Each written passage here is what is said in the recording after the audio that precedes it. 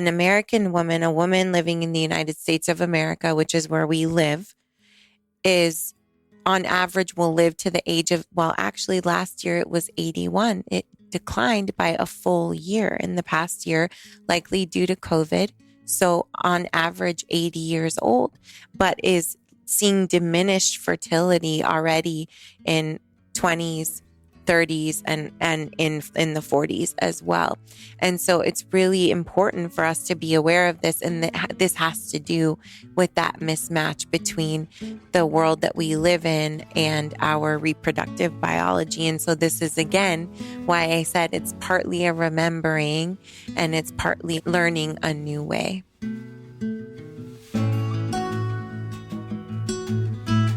Hey, check it out. I want to ask you something. Are you a mom or a mom-to-be or even a couple who's planning on having kids someday? Well, if so, this is going to be a game-changing episode for you. So listen up and make sure to stay through the conclusion because the information presented is incredibly powerful and paradigm-breaking when it comes to all things pregnancy, birth, kids, etc.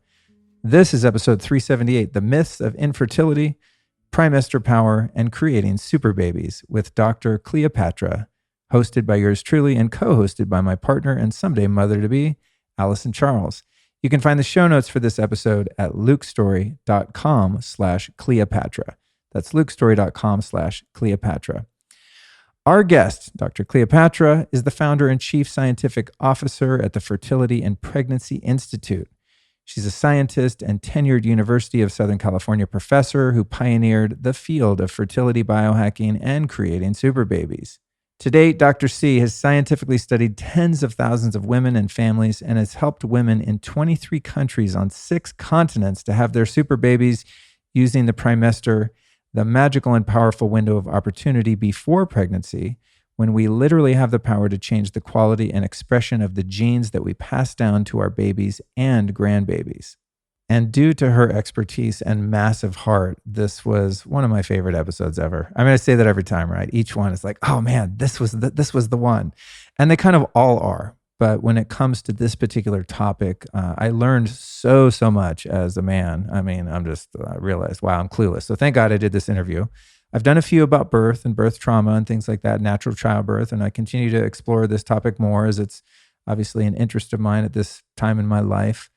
But this one was really special, of course, because Alyson was there, and it's in the works, right? There's things happening here, and I really wanted to learn about it. So very excited to have this opportunity. And I want to say, if by the end of this episode you want to explore her work, Dr. Cleopatra has kindly offered a $300 discount for Lifestylist listeners. If you go to fertilitypregnancy.org, that's fertilitypregnancy.org, use the code Luke300, and you'll get a $300 credit toward the Primemester Protocol, a program she has going now. And I'm going to be doing this program myself, actually, with Alyson. I think we just got our login and we're about to kick it off here soon. So can't wait to join you guys there. And here is a brief sample of the topics covered with Dr. C and Alyson. And if you're a man, listen up, dude.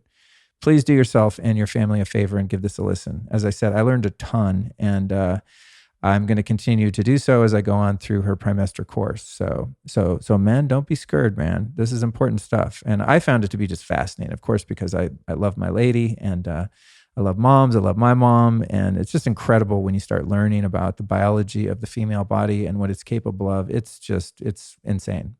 Super fun. So here's what we talk about. What a super baby is and how Dr. C helps families create them, how Dr. C's mother's passing during her birth inspired her mission to serve, the most common misconceptions about fertility, how mothers-to-be can avoid imprinting negative beliefs around age and fertility. Then Dr. C breaks down the fertility pyramid, the surprising root causes of not getting pregnant, genetics versus epigenetics, Dr. C's thoughts on conscious conception, the importance of regulating hormones before getting pregnant, how to fix estrogen dominance, the importance of pre-pregnancy lab work for metals, parasites, and glyphosate, etc., the influence of a mother's gut biome health and mitochondrial function, what to eat and not eat during the Primemester and while breastfeeding, how men can best prepare for conception and sperm health, the best nutrients or supplements for mothers while pregnant, hospital versus home birthing and the role of a midwife or doula, the little-known dangers of the non-ionizing radiation of ultrasounds, infant EMF exposure in hospitals, heart monitors, how to balance the stress of your masculine energy and career while pregnant, and finally, tips for postpartum, aka the fourth trimester, and so much more. Today's sponsors are the following awesome brands. We've got Leela Quantum Tech. Man, I love this technology. Super spooky and badass. You can find that at leelaq.com. Then we've got earthechofoods.com/Luke Story. Get on that cacao bliss, man. I take this stuff just about every day. It's my go-to cacao source. And then finally, magbreakthrough.com/Luke for their incredible magnesium product. And again, remember, if you want to get on the pregnancy train, go to fertilitypregnancy.org, use the code Luke300, and Dr. C is going to give you a $300 credit toward the Primemester Protocol. Okay, that's enough out of me, guys. Let's go ahead and jump into the show and learn how to make us some super babies, because I think the world needs them now more than ever. Pass this one along in your social media if you feel so inspired. And without further ado, here is Dr. Cleopatra.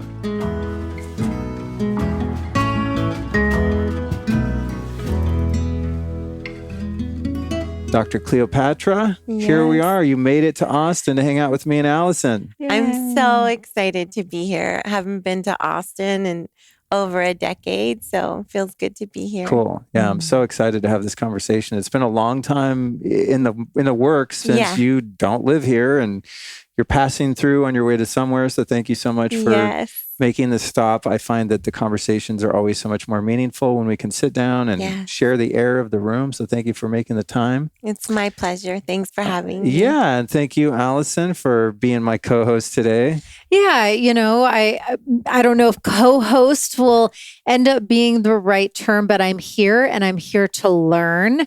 And I did want to preface by saying that, oh gosh, how do I start this? And I won't take too long, I promise. But this is a really special, sacred chat. And so I do want to start just by sharing that, I really had to feel in if I wanted to sit in on this. And I knew I did with you, but I'm 42. To the best of my knowledge, I've never been pregnant this lifetime. And so to now be with Luke and to have us, to be having these conversations personally within our home, I have never spoken to a doctor about this. I have never gone to a doctor's appointment about this. I have never asked questions about this. Like this portal that we have just started to open up and that we're going to be diving into is a whole new world for me. And part of me wanted to just stay in my little isolated cocoon because I trust my relationship to Source and Great Mother Earth and my own wisdom and body. Yes. And I was like, you know what? Let me just be with that. But I thought, if there's one doctor that I do want to hear from and hear an opinion from, it's you. So I'm here. But yeah, I just wanted to be honest out of the get-go. It's a bit of a vulnerable place for me to be in. It's so vulnerable. Thank you so much for sharing that. And I talk with my hands a lot, and I'm don't want to mess up the microphone, and I feel so much emotion listening to you, because thank you for the honor and privilege of being here in this cocoon with you and stepping into this for the first time. And I'm so excited for you. And I'm here to follow your lead and go wherever you want to go. I have zero agenda, so you can ask anything. There's nothing that's off limits to ask, and you are safe here with me. And thank you for allowing yourself to be in this vulnerable place here with me. It means so much to me. Thank you for sharing that. Yeah. And that's that safe space that you hold is why I decided to say yes, because, Luke and I had chatted about it and I said yes. And then I was like, let me feel into it a little bit more. Let me think about it. And so it was a bit of a journey for me to get here. And then I promise I'll let you talk and run your show, honey. But the last little thing that came up for me is I also really felt in when we both got clear that it was a yes for us. Yeah, of course, we're still a little nervous about some things, but it was a yes from him and a yes from me to we haven't actively started trying yet, but we decided we wanted to begin to try to have this experience soon, is my point. Then the next feeling in for me is, did I want to share about this publicly at all? Yes. Because that's a whole other big decision. So big. I got some clarity that I did, but what I started to notice, I literally only shared like 2 Instagram stories about getting my first box of prenatal vitamins. And I know that people mean well, but the influx of do this, don't do that. I actually have a better brand. And I said to Luke, I'm like, oh my gosh, if I do share publicly about our journey with this, I'm just going to have to kindly, with just pure heart, let people know that I'm really good with my own navigational system. Yes. And for the experts who I do want to hear from, I'm already with them. Yes. And thank you, but no thank you. Because I didn't know when it comes to pregnancy, ooh, child. There is no place. So we all know that this happens in every single part of our lives, right? It doesn't matter what it is, business, your health, your wedding, your relationship with your mother, many people have opinions. And I would say that there's no place where this happens more than with pregnancy and giving birth and parenting. So this is the moment in life where you lean on your own internal navigational system, as you call it so beautifully, even more than ever. And you say, thank you. I love you. I appreciate that. And I'm really focused on where my heart and spirit are telling me to go, because you will be inundated and overwhelmed. And so there's no time like this that's more important than to turn inward. I completely support you on that and agree with you on that. And Luke, when you introduced this episode, you talked about the importance of learning how to conceive and be pregnant and birth in a healthy way. And as you said that, I was thinking, or remember how to do it, right? Remember how to do it, because our ancestors knew. And we today are learning how to remember and to bring in that wisdom, but also how to do it in a way that's healthy in the world that we live in today, because we don't live in the same world that they lived in. So it's a remembering and it's learning anew. And you deserve to have the right to learn anew on your own and through your own lens, rather than through the lens of all of the opinions and perspectives coming at you. And you will feel it even more once you are pregnant. And then you'll feel it even more as you prepare to give birth. And you will feel it even more as your child is here in your arms. Why is that? Why is it when it comes to pregnancy specifically, there are more opinions than ever? It's such a great question. I think it's for a lot of different reasons. And one of them you touched on already, which is that it's very vulnerable. And when we feel vulnerable, we are more likely to look outside of ourselves. So I think that not everybody trust themselves as much as you do. And when we don't trust ourselves, we look outside of ourselves for answers and for solutions. And it's also for many people the first time they're doing it. We all have a first time for doing it. Many of us don't do it very many times in our lives. We don't get pregnant many times. We don't give birth many times. And so it just feels so vulnerable, and it feels so critically important to get right, because we're laying this incredible foundation that doesn't just impact us. It doesn't just impact the children we're having right now. It impacts generations of our lineage. It impacts generations of this planet. Everything that we do as we're primestering, as we're preparing to conceive, is going to be impacting the state and the soul of our planet well beyond our time here. And even if people don't know that to that extent, or don't have the words for that, we understand the gravity and importance of it. And I think that that's why we feel so open to people's opinions. We feel so open to looking outside of ourselves, and we feel so sensitive and rattled by the opinions. It's hard to trust ourselves in a world where we're not taught to do that. I think you touched on something with the piece about remembering. Yeah. And I think this is the conflict might be a strong word because, we're in such an early stage of starting to move in this direction in our life. But at the same time, I mean, it's going to happen soon. Yes. But looking at things from a Paleolithic perspective and how all human beings got here, I lean more into the free birth, home birth, F the medical system. Totally, we've been doing it this way forever. We don't need all the things that are going to traumatize the mother and maybe the father and most likely the baby in the process. I'm just being dramatic about it. Of course, obviously, I might not even be here if I wasn't born in a hospital. For all we know, we don't know that, right? Yes.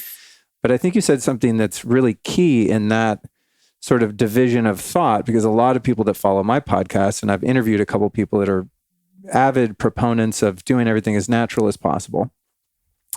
But we do live in a different time. Mm-hmm. That's the thing. We've got, genetics are different, epigenetics are different because of the way we've been living for the past few hundred, if not few thousands of years, so divorced from nature, and in a world now where there's so many things that dysregulate our hormones and neurotransmitters, and our entire biology is being affected sometimes quite negatively by the environment, EMFs, toxins, whatever. So it's we're in an interesting time right now, right? Because there's a remembering, the woman knows her body, she's going to know what to do when it happens, right? Yeah. But we're also not living on the land. We're also disconnected, and there's been a lot of interference with our biology going back a few generations. So I think that's what's intriguing about it for me, but also pretty complex because I see both sides of it, and I want to do the right thing for us and, a kid, if we have a kid, if that all works out, if it's in the stars, but also for the people listening. Because there's very polarizing ideas about the right way to do this. And it's such an individual thing, and we're in an unprecedented time. Mm-hmm. There just isn't one way to do this thing called having kids. So that's my 2 cents on it to set us up for the I love it. The conversation. Can I just go with that? Yeah. So the first thing I want to say is that if someone can be objective, I'm objective. I'm a scientist. I'm trained to be objective. Obviously, I have my own personal preferences, but I really make a point of teaching from a place of objectivity in the way that I was trained. And there's no more heart-centered scientist in the world. I'm probably the world's most loving scientist. And yet my brain is trained to work in a certain way. So everything that we teach, for example, at the Fertility and Pregnancy Institute and in the Primemester Protocol, which is our system for conceiving, is all science-based. It's not about my personal experience. It's not about my opinion. So I just want to say that this is a great position from which to have a conversation that weighs both sides. And in addition to that objectivity, I have really integrated both extremes into my own life and understanding. And so, there's a lot to say. There's a lot to say when we think about what we've done historically as a human race. It's really important to remember that pregnancy and childbirth were among the most risky things that we could do, and that women died all the time in pregnancy and childbirth. And I have goosebumps. I know this. I study this. I've been doing this for almost 25 years. I lost my own mother at birth. My own mother died giving birth to me. Wow. And my mother was only 27 years old. I just turned 43 at the time we're recording this, just a couple of days ago. And I have outlived my mother. Soon it will be by 20 years. And I feel like my life is just starting. I cannot imagine how short her life was. It's so devastating to think of. And this was not hundreds of years ago. This was 43 years ago. And this was also not in the developing world. This was in America. My parents had just gotten to America, and there were a lot of things working against her. She was a woman of color. We didn't have health insurance. She didn't speak English. So many things. But it's really important to remember that historically, this was a very risky thing because I think it's very easy to romanticize how we did it in the past. And yet, our bodies know how to get pregnant. Our bodies know how to be pregnant. Our bodies know how to give birth, and our bodies know how to nurse our children and raise our children. And so we have to be able and willing to hold both of those things when we have a conversation like this, when we're making these decisions for ourselves and for our own children and our own families, and when we are providing information that may inform or guide another person's decisions. We know our truth. And I am sure that if my mother had been asked her truth, she would have been able to articulate in her language that she didn't have the knowledge, education, support, or resources to have her healthiest pregnancy or birth, which is a vastly different experience than the one I've had, thank God, birthing my own 3 super babies so far, 3 of them, that I do have the education, knowledge, support, and resources to have my healthiest pregnancies, my healthiest chances of getting pregnant easily on the first try, even as an older woman, an older mom, and having healthy births, even though still today, women of color in the United States are so much more likely to die giving birth. So we hold both of these things and we pay attention to what is our truth. And there's nothing that can overshadow that truth for us. And I think that that's really, really important to remember. So I don't want us to romanticize how things were, because we can forget a lot of the detail of how things were, that women at the turn of the last century, the average life expectancy for a woman was 48 years old. And that's if she didn't die in pregnancy or childbirth. We have to remember that.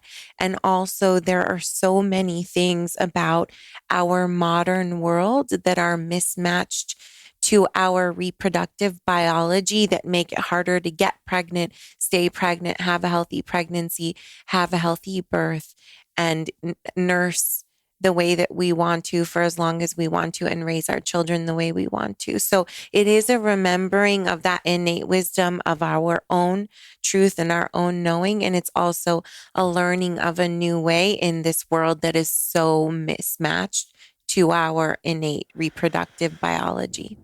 Wow. Yeah, it makes sense.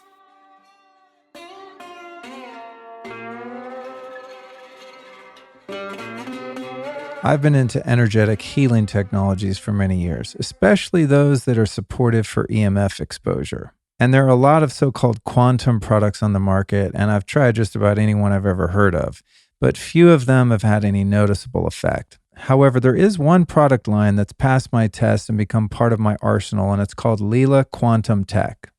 Leela Quantum has developed a groundbreaking technology to increase your energy level, become more stress resistant, and also helps to support your whole family, pets, and garden with pure quantum energy. The Leela Quantum products have been certified and studied by various third-party institutes and doctors. And these studies have found significant improvements in people's blood, cellular voltage, allergy reduction, and heart rate variability. But my favorite benefit of all is that the Leela Quantum products help neutralize harmful frequencies, including any EMF like 4G, 5G, microwaves, and Wi-Fi. In fact, I have the Leela Quantum block in my kitchen where I charge my food, drinks, and supplements, as well as the Infinity block in my living room and here in the studio for a huge energetic upgrade. Leela Quantum Tech is a truly conscious business that wants to do good in the world and even plants a tree for every order. So if you want to hook up your energetic environment and have a tree planted on your behalf, you can go to leelaq.com and use the code Luke10 to save 10% off your first order. That's leelaq.com, and the discount code is Luke10 for new customers.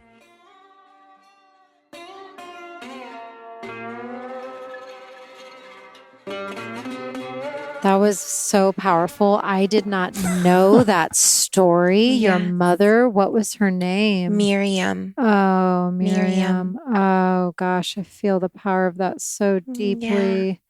Oh, my goodness. Do you think that that happening in your life? I mean, I can't imagine many more profound or powerful experiences Oh. to have your mother transcend into the other realm as you are incarnating into this earthly realm. That's beyond words powerful. Do you think that that experience played a role in shaping your calling and doing what you do? It's so intriguing. It was like God saying, like, here you are. This is what you are meant to do. Don't get distracted.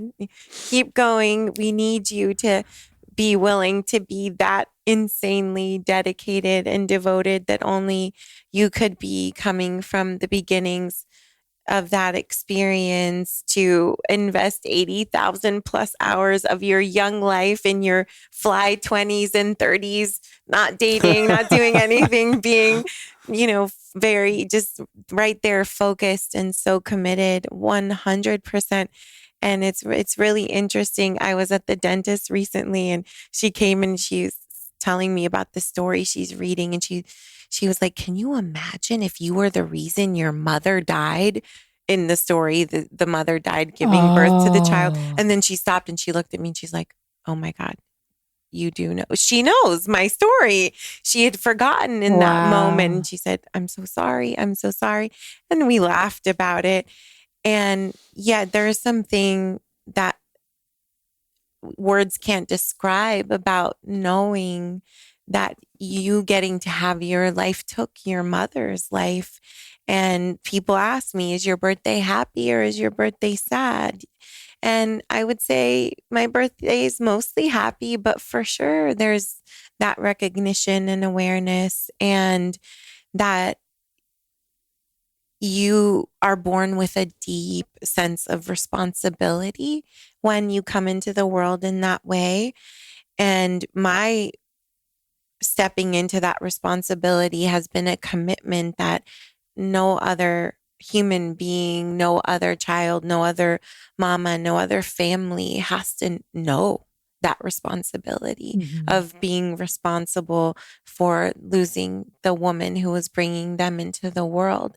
And that's how my work started. And when my work started, I didn't immediately know. It was by focusing on the primester, the time before we conceived, that we can be more likely to intercept any of these other negative things that could happen. I was just looking for the answers, and soon came to understand that before is when we have much more power, because we have so much more plasticity during that critical developmental window before we conceive, which we call the primester. So yes. How long is that window? Because like I said in the beginning, I've never been pregnant and never consulted a single person about it. So I am starting from my first toe on the first step in this conversation right now. So what is the primester window? Yeah, such an honor to be the person with you and the both of you in this moment, because it's so sacred. It's so sacred to me, obviously, given the beginnings of my life, but it's so sacred for all of us. So the primester, we want to be 120 days. There are a lot of different scientific reasons for that specific number, including the process of egg maturation and how our eggs complete their maturation in the 120 days prior to being released in ovulation, or if we're going to be doing IVF or freezing our eggs, then in the egg retrieval process. So we want it to be 120 days minimum. We have lots of people who come to us very anxious, who don't want to wait 120 days. We do an accelerated primester for them. But for most people, we want it to be 120 days. We see a dose response relationship of primestering to fertility and pregnancy and birth outcomes. So if you want to primester for longer because you know you won't be ready to conceive for a year, 2 years, 5 years, then you can primester for longer, and that's wonderful. And I basically have been primestering my entire adult life, and I'm always primestering. I step it way up when we're actually primestering for our super baby. We don't primester because we expect to have fertility challenges. We've never had fertility challenges. I just turned 43. My husband just turned 50. Our 3 super babies turned 8, 6, and 3 in March, which I planned for them all to be born in the month of March. So I conceived on the first try with every single one of them. As a quote unquote older mom, I was turning 40 when the youngest was born. And I expect that same thing if we go for super baby number 4, which I've been campaigning for. My husband hasn't gotten on board yet, but I'm still campaigning. And so it doesn't have to be that just because we're farther along in our reproductive span, we're what the world considers to be older for parents, both female and male parents. It doesn't have to be that it's going to be hard. And the primester, we want to really regard as the magical and powerful window of opportunity that it is, because it's during this time that we have this malleability, this plasticity to change the expression of the genes that we pass down to our super babies and also our super grandbabies. So we use these epigenetic modifications to overcome fertility challenges if we're concerned about fertility challenges. And we have a lot of people who come to us because the majority come to us because of fertility challenges. So these same epigenetic modifications allow us to overcome fertility challenges or simply reproductive aging, to slow and reverse our reproductive aging, which is possible. But we also use it just because it is that important to lay that strong epigenetic foundation for our super babies and for our super grandbabies. And we know from the scientific data that this process of passing down not just our genes, but our epigenome, our genetic expression, crosses at least 2 generations. We think likely more than 2 generations, but we know for certain 2 generations. So what do Luke and I need? Because we both play a role in this. And Absolutely. I know it's not just on my end. And it's 50-50. Yeah. At least. Yes. Well, that's funny you mention that, because there's so many directions I want to go, and I have like 20 pages of notes here too. It's just a topic I'm so passionate and curious about. First question is, why did you choose March?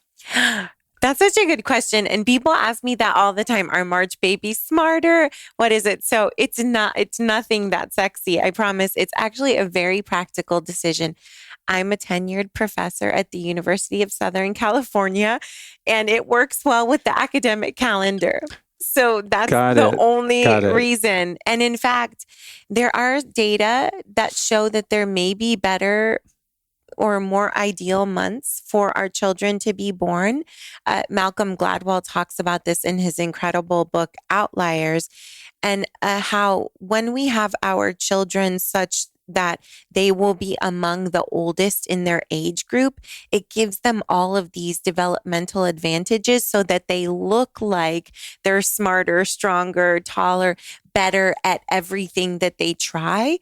And with being reinforced as being better, stronger, faster, you actually start to get better because you become more confident. So if you want to give your children those advantages, then you may want your children to be born around September 1st. They've just missed the cutoff for school and sports and other activities for the younger age group, which means they are the oldest in the next age group.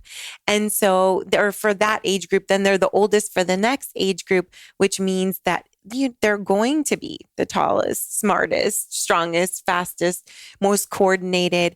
And that will be reinforced for them because that 1 year difference or even 6-month difference is huge when it comes to the development of children from 1 month to the next, 1 year to the next. So if you want to give your children advantages by choosing when they're born, you may choose September. But then if you have super babies, even when they're the youngest, they still are among the tallest, smartest, strongest, fastest, most coordinated, as is the case with mine. Not then I don't say that in a bragging way at all, but just it is. I mean, you see it; it's incredible. So that would make them Virgos or Scorpios too, right? So they're born in March. So they're no, not yours. It's the September the timeline. September. Yeah. Sorry. So I believe it's Virgo. I believe it's Virgo. I get along with Virgos and Scorpios really well. I was thinking about that the other day when I was listening to some of your interviews and you had them all in March. I don't know what sign March is. So the first two are Aries. The third was supposed to be Aries, but he arrived a couple days early. So he's actually on the cusp, but he's got so much Aries in his sign and they're super athletic, which is very much an Aries thing. I've been into cacao for a couple decades. Now, that's cacao, not chocolate. Been into that since I was born, probably. But most chocolate is a pretty sketchy origin and full of sugar and sometimes even mycotoxins. I'm talking about the superfood cacao, the ceremonial grade stuff. The brand I use is from Danette May of Mindful Health and her company Earth Echo. It's called Cacao Bliss, and it is insanely good. Cacao Bliss is made with 100% organic cacao beans that are naturally kissed by the sun, maintaining their miraculous health benefits. Then they blend the cacao with turmeric, MCT oil, coconut, Himalayan sea salt, cinnamon, and black pepper for the perfect mix to add to hot water or any other hot or cold drink.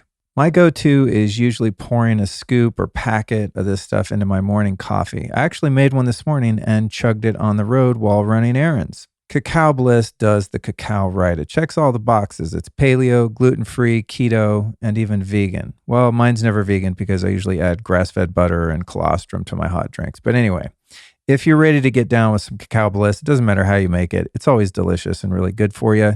It's your lucky day today right now because they are offering up to 15% off when you use the code Luke15 at earthechofoods.com/LukeStory. That's earthechofoods.com/LukeStory. Or you can just click on the link in your podcast app show notes. You'll see the code Luke15 there too. Well, it's funny you mentioned September because I was thinking about that after hearing you did it in March. And I was like, okay, so what sign would be cool if you could pick? And I thought, yes. Not to be narcissistic, but I really get along with other Scorpios very well. Yes. And Virgo. So I'm like, oh, cool. That actually is a good window there astrologically for whatever that's worth. But back to where Alyson was kind of leading us there. For me, it's a little bit, I don't know if it's a conundrum, but definitely something I have a lot of curiosity around. When you have a partnership and there's a male and a female, mm-hmm. I know where he's going with this. Yeah. Well, that's why you two are such an awesome pair because he doesn't even have to finish his sentence. Well, let me finish for the audience that's not clairaudient or whatever you're using on me. It's the woman's body, right? She's going through all the things. Like, I don't want to have a goddamn baby, like physically. Like, I mean, I have so much respect for females. I can only guess that I've been female in a few lifetimes. You know, maybe I remember that and it was rough, but I'm just like, whew, thank God I only have to make the donation. Yeah. Really, I mean, you know, physiologically speaking. But being so into health and biohacking, I mean, I've been into this as long as you've been doing what you're doing. I've been doing what I'm doing in a different way, but as devoted to all things alternative health and healing and detoxing and biohacking and all the things. 25 years. Yeah. And I've fixed so many things in myself, and I'm so vital and feeling awesome in all the ways as a result of all the things that I've done. But in thinking about a man who's really into health, knows a lot of stuff, but yet he's not the one having the baby. It's like the boundaries there are a little ambiguous to me because it's not like the male, you know, in my case can have no say or no rights. Like, oh yeah, just eat McDonald's and smoke cigarettes every day. And like, it's your body, your choice, right? That's how I live my life. No, I'm just saying, I'm using an extreme example of like what my worst nightmare would be, like aspartame, GMOs, you Go know. out and get me a new carton of Marlboros. sleeping with your cell phone on your belly while you're pregnant. I mean, I can think of all the nightmarish things that would freak me out. But it's like I find personally, because I'm super controlling, you know, it's something that I work on. It's also like a superpower. It makes me control things that matter, and the outcomes are often as neurotic as getting there might be, the outcomes are pretty awesome most of the time. So, how does a couple find balance when they both deeply care about the outcome, yet one of them kind of is more entitled to certain decisions, right? Like if I had it my way, I just say, if Alyson said, whatever you want, honey, we'll do anything you want, I would likely have a totally different plan than she would if I gave her that same opportunity. Yes. So it's kind of a totally meandering question / statement, but it's something I'm just like, how does this work? I love it. So first thing I want to say is, I don't know many people who are super effective in themselves and in their lives who aren't very controlling.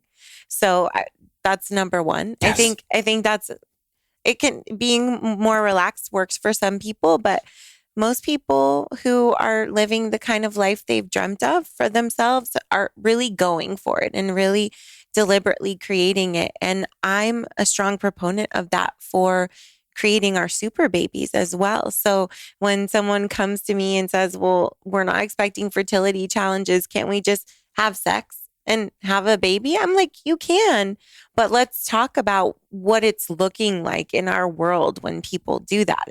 It's not looking the way that we want it. The present isn't looking the way we want it, and the future isn't looking the way we want it. And we can talk more about that. In terms of what do you do as a couple when you might have different visions for an ideal pregnancy, or how you get to the shared outcome of your super baby, because you share that in common. You want that. You want your super baby. We all want our super baby.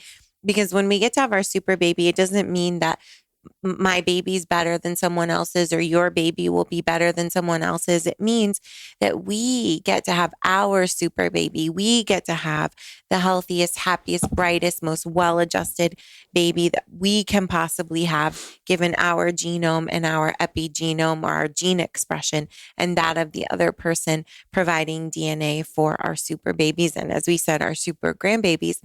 And we know that the egg and sperm are equal in the determination of that. But we also know that the epigenome continues to be shaped in utero, and also in the birth process and in early childhood.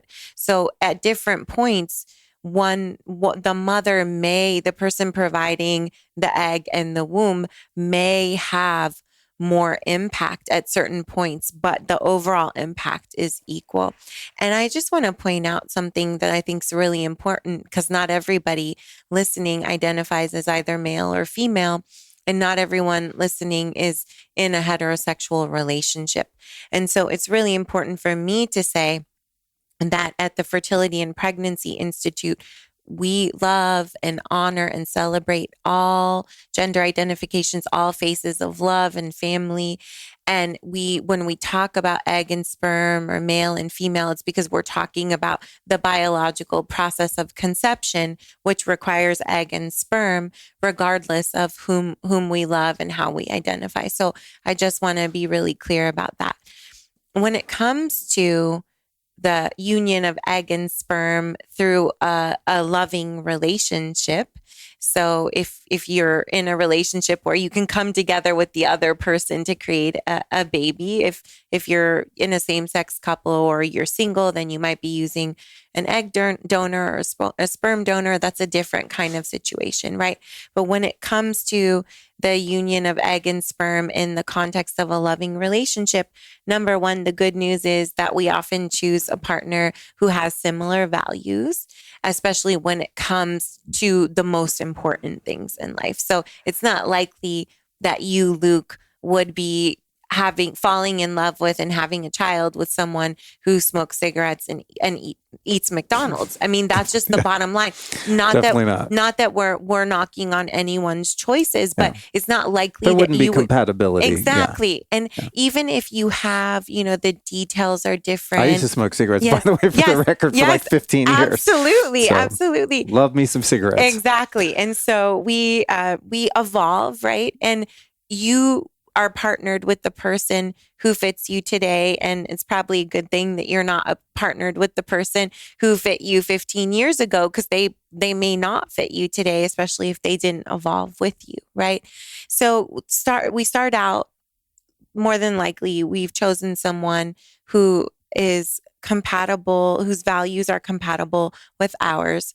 And if the process to getting to that same value of our super baby, for example, would look different, it's just like anything else in life. It's a process of compromise and really trusting each other, trusting yourselves. So you trust this beautiful mama, Alyson, to make great choices for herself and for your super babies.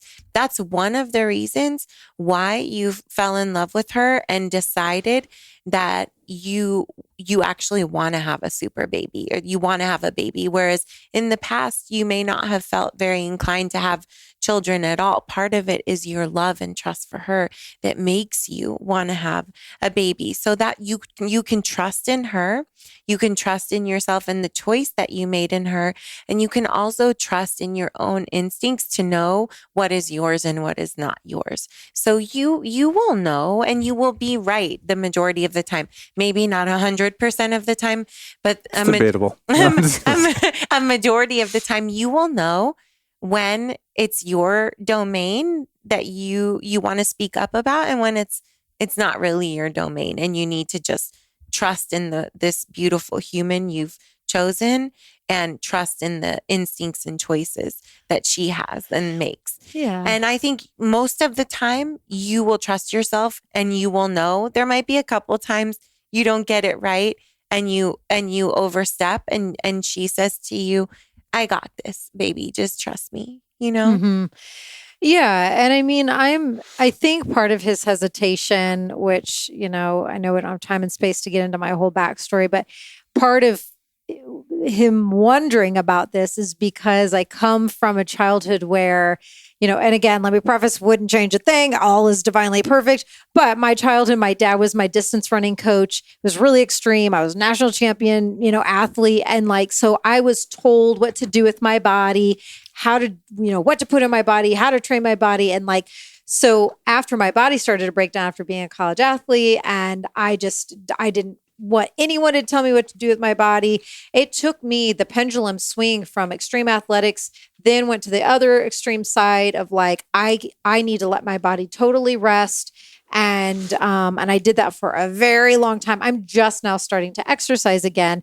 So I imagine in his mind, it's okay, we're co-creating this super baby, and he knows my sensitivity, especially to a male, telling me what to do with my physical vessel. So let me just tell you, I love that you have all of your sublingual squirts, and you should see him in the morning. I mean, 10,000 vitamins and all these things. And I'm open to it. I'm not closed off. I'm very much open, and I will be excited to learn from you in this Primemester. What are 3 examples of it is one example, taking certain vitamins is another example, starting to do certain exercises. I don't even know within this 120-day window, what are a couple of examples of things I need to start doing to prepare my body, and what does he need to start doing? But I'm open to things. I'm open to taking more stuff. I think because I just don't, I talk to God and I'm good. I don't know. I love that so much. I love that you talk to God and you're good. And I want you to keep doing that. I want you to do that now. I want you to do that when you're pregnant. I want you to do that when you're preparing for giving birth, and when you're nursing, and when your super baby's here and you're deciding on the best way to raise him or her. And that will guide you so well. And because of that, you will be protected from all of the opinions coming at you. And I think that's really critical. And the other thing is, I think that one of the most beautiful parts of primestering and the Primemester Protocol is that you don't have to tell each other, because I tell you, and then you've made a decision that you're going to trust in the science and the guidance that you're receiving, and you're just going to take the steps that feel right for you, and you're not going to take the steps that don't feel right for you. And then you don't have to take responsibility, and you don't have to take responsibility, and you can walk together in that trusting. So I think that that's really helpful too. And so when you ask, well, what are 3 things that people can do? So I think that when it comes to our fertility. So we think of our fertility as a complex network. It is a complex network, like the neural network in the brain. Our fertility isn't just our eggs or our sperm or what's happening in our ovaries or our uterus or our hormone balance. It really is. I mean, our most important fertility organ is the brain, and nobody tells us this. And so it's really important that when we think of fertility, the first thing that people think of is what we call the bioecological level of fertility. We use a fertility pyramid. So those are things like, what supplements should I take? What should I eat? What do I do if my hormones aren't balanced? What do I do if I've received a particular type of fertility related diagnosis like polycystic ovarian syndrome or diminished ovarian reserve? So that's a hugely important part of the fertility system, but it's so much more than that. So yes, we provide guidance about core nutrients that everyone will want to have when they're primestering and they're pregnant and they're postpartum. And then we also provide guidance on nutrients, micronutrients and macronutrients, so both food and supplementation for specific cases that are very common, like polycystic ovarian syndrome, I just mentioned, PCOS, which is one of the most common fertility conditions, like endometriosis, like fibroids, like hormonal imbalances, including low estradiol, low progesterone. If someone has a short cycle, meaning that then when people hear cycle, they think I mean the days of their period. But what I really mean is a full cycle from the first day of the period until the day before the period starts again. That's a full cycle. And when people start, one of the first signs of reproductive aging for many people is that their full cycle will start to get shorter and shorter. You might see it go down by a day or two. And when that starts to happen, the luteal phase is what's usually getting shorter. Sometimes the follicular phase, the first half, but usually it's the luteal phase, which is the second half, which means that it can be harder for a fertilized egg to implant in the uterine lining and for that to be sustained and to grow as a pregnancy. So these are common cases and also just accelerated reproductive aging because we are not only waiting longer to meet our person, have our children because of the world we live in today, but also we are seeing the reproductive system age much faster. So in general, a woman in her 20s is considered less fertile today than our grandmother's generation at the age of 35. Let's put this in context. Our grandmother's generation only lived to the age of 59. So our grandmother's generation was staying fertile so much longer in her lifespan. So her reproductive span was so much longer relative to her lifespan. We're living much longer today, but we are aging. Our fertility is aging much more rapidly today on average. And so today, compared to our grandmother's generation, which only lived until 59, but was considered more fertile at the age of 35, an American woman, a woman living in the United States of America, which is where we live, is on average will live to the age of, well, actually last year it was 81. It declined by a full year in the past year, likely due to COVID. So on average, 80 years old, but is seeing diminished fertility already in 20s, 30s, and in the 40s as well. And so it's really important for us to be aware of this. And this has to do with that mismatch between the world that we live in and our reproductive biology. And so this is, again, why I said it's partly a remembering and it's partly a learning a new way. In today's world, one thing has become abundantly clear, and that is, as a collective and as individuals, we could really be well served by learning how to manage our stress. In fact, according to the American Psychological Association, chronic stress is linked to the 6 leading causes of death. That's how serious it is. So as we see the world changing around us, it's more important than ever, in my opinion, that we learn how to adapt to stress. And one of the most important molecules in the world to help the body and mind alleviate and deal with stress is magnesium. Now, most people think stress is caused by things like work, traffic, tense relationships, politics, and all that stuff. So they focus on solutions like meditation, going to the spa, going to the gym, trying to chill out. I'm a fan of most of those things. But what if the root cause of much of the stress we experience has to do with a deficiency in magnesium? Magnesium is the body's master mineral. It's so powerful that it helps to regulate over 300 critical reactions in the body, including detoxification, fat metabolism, energy, stress, and even digestion is influenced by the presence of magnesium. So if there's one mineral you should make sure to include in your diet, it's magnesium. And it's very difficult to get an adequate level of magnesium in your diet due to the depletion of this mineral in our soils, etc. So that's why I'm really excited to tell you about a new magnesium product called Magnesium Breakthrough. It's the ultimate magnesium supplement, easily the best I've ever seen or experienced in all my years of geeking out on this stuff. It's got 7 forms of magnesium, which is unheard of. So if you're ready to check it out, here's what you do. Go to buyoptimizers.com/Luke. And once you get there, the product you're looking for is Magnesium Breakthrough. If you use the code Luke10, you'll save 10%, but you can also save up to 40% off select packages of Magnesium Breakthrough. So again, go to buyoptimizers.com/Luke. That's BIOPTIMIZERS, buyoptimizers.com/Luke.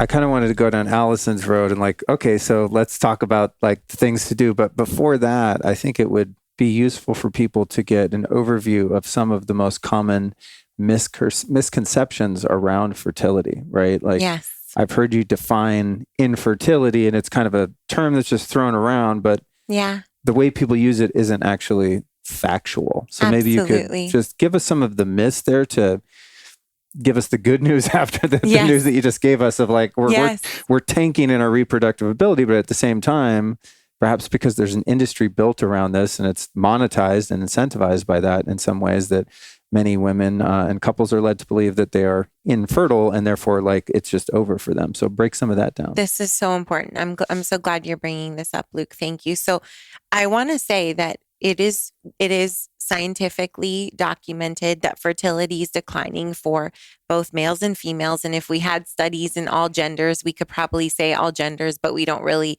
have those data. So in the last 40 to 60 years, we've seen significant declines. I could spell that out more, but then that is the bad news. So fertility challenges are number 1, real, and number 2, very common.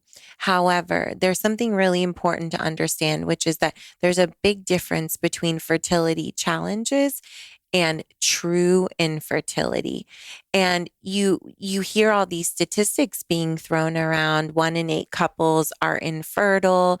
And if you actually look at the scientific data, which is what I'm trained to do, then you know that up to 16% of couples are experiencing fertility challenges, and they're seeking fertility help.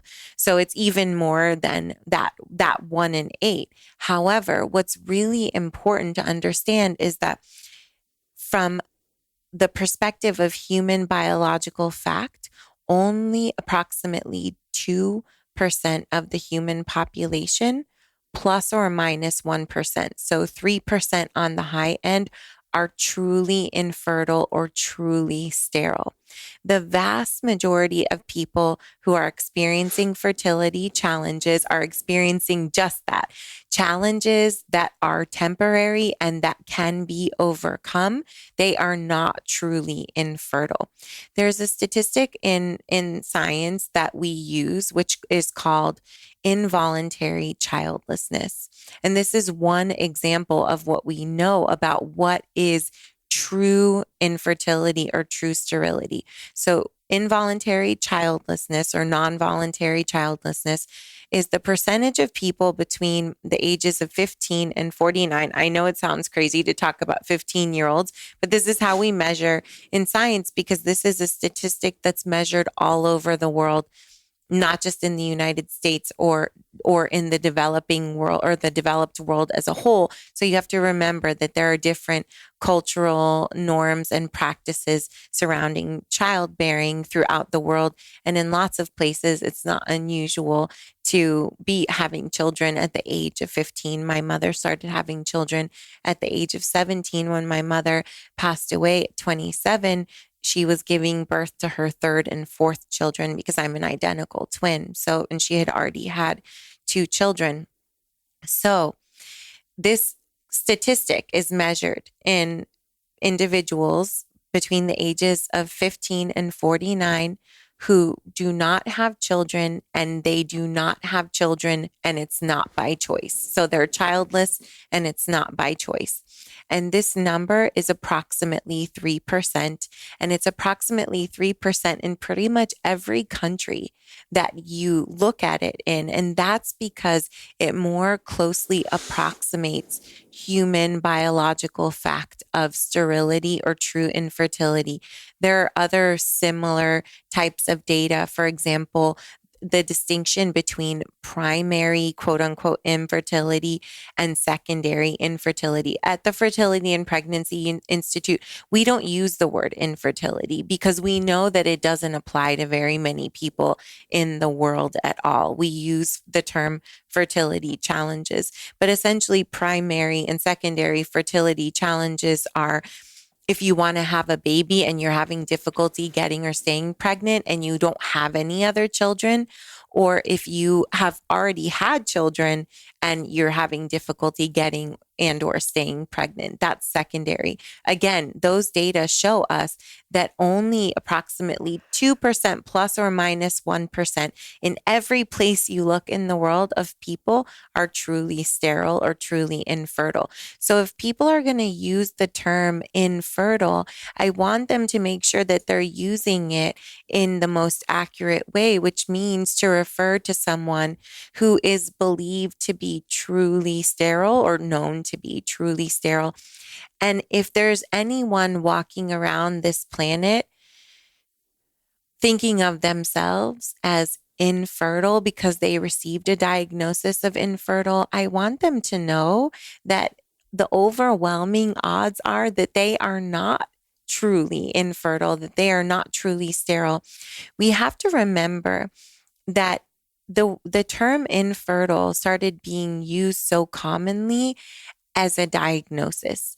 And diagnoses are a necessary evil of the medical system because without putting a code on someone's chart, their insurance is not likely to cover testing or treatment. That label has been attached to that person for the purpose of mobilizing resources, mobilizing testing, mobilizing treatment. It was never intended to become the way that we refer to each other out in the world, and most importantly, the way that we define ourselves. Think about how it feels to have received a diagnosis of infertile because you've been trying to get pregnant for either 6 months or 12 months, depending on your age. And now you are walking around this earth thinking of yourself as infertile, as broken, as your body isn't working the way that it's supposed to. Your body has failed you in some way.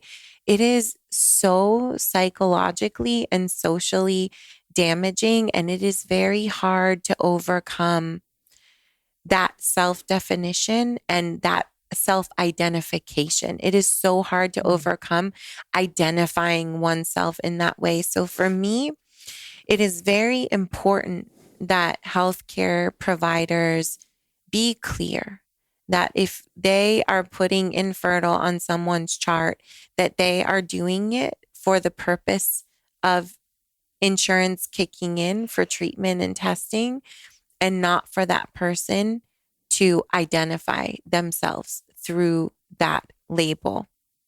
Super important. I mean, think about the epigenetics of belief, right? Yes. Like you tell me you can't do something, you're broken. Therefore, if I believe that strongly enough, the the physiology is going to comply with that belief, or is likely or possible to do so, right? So So if a woman's like, oh, I'm infertile, it's telling her body like, this is our truth now.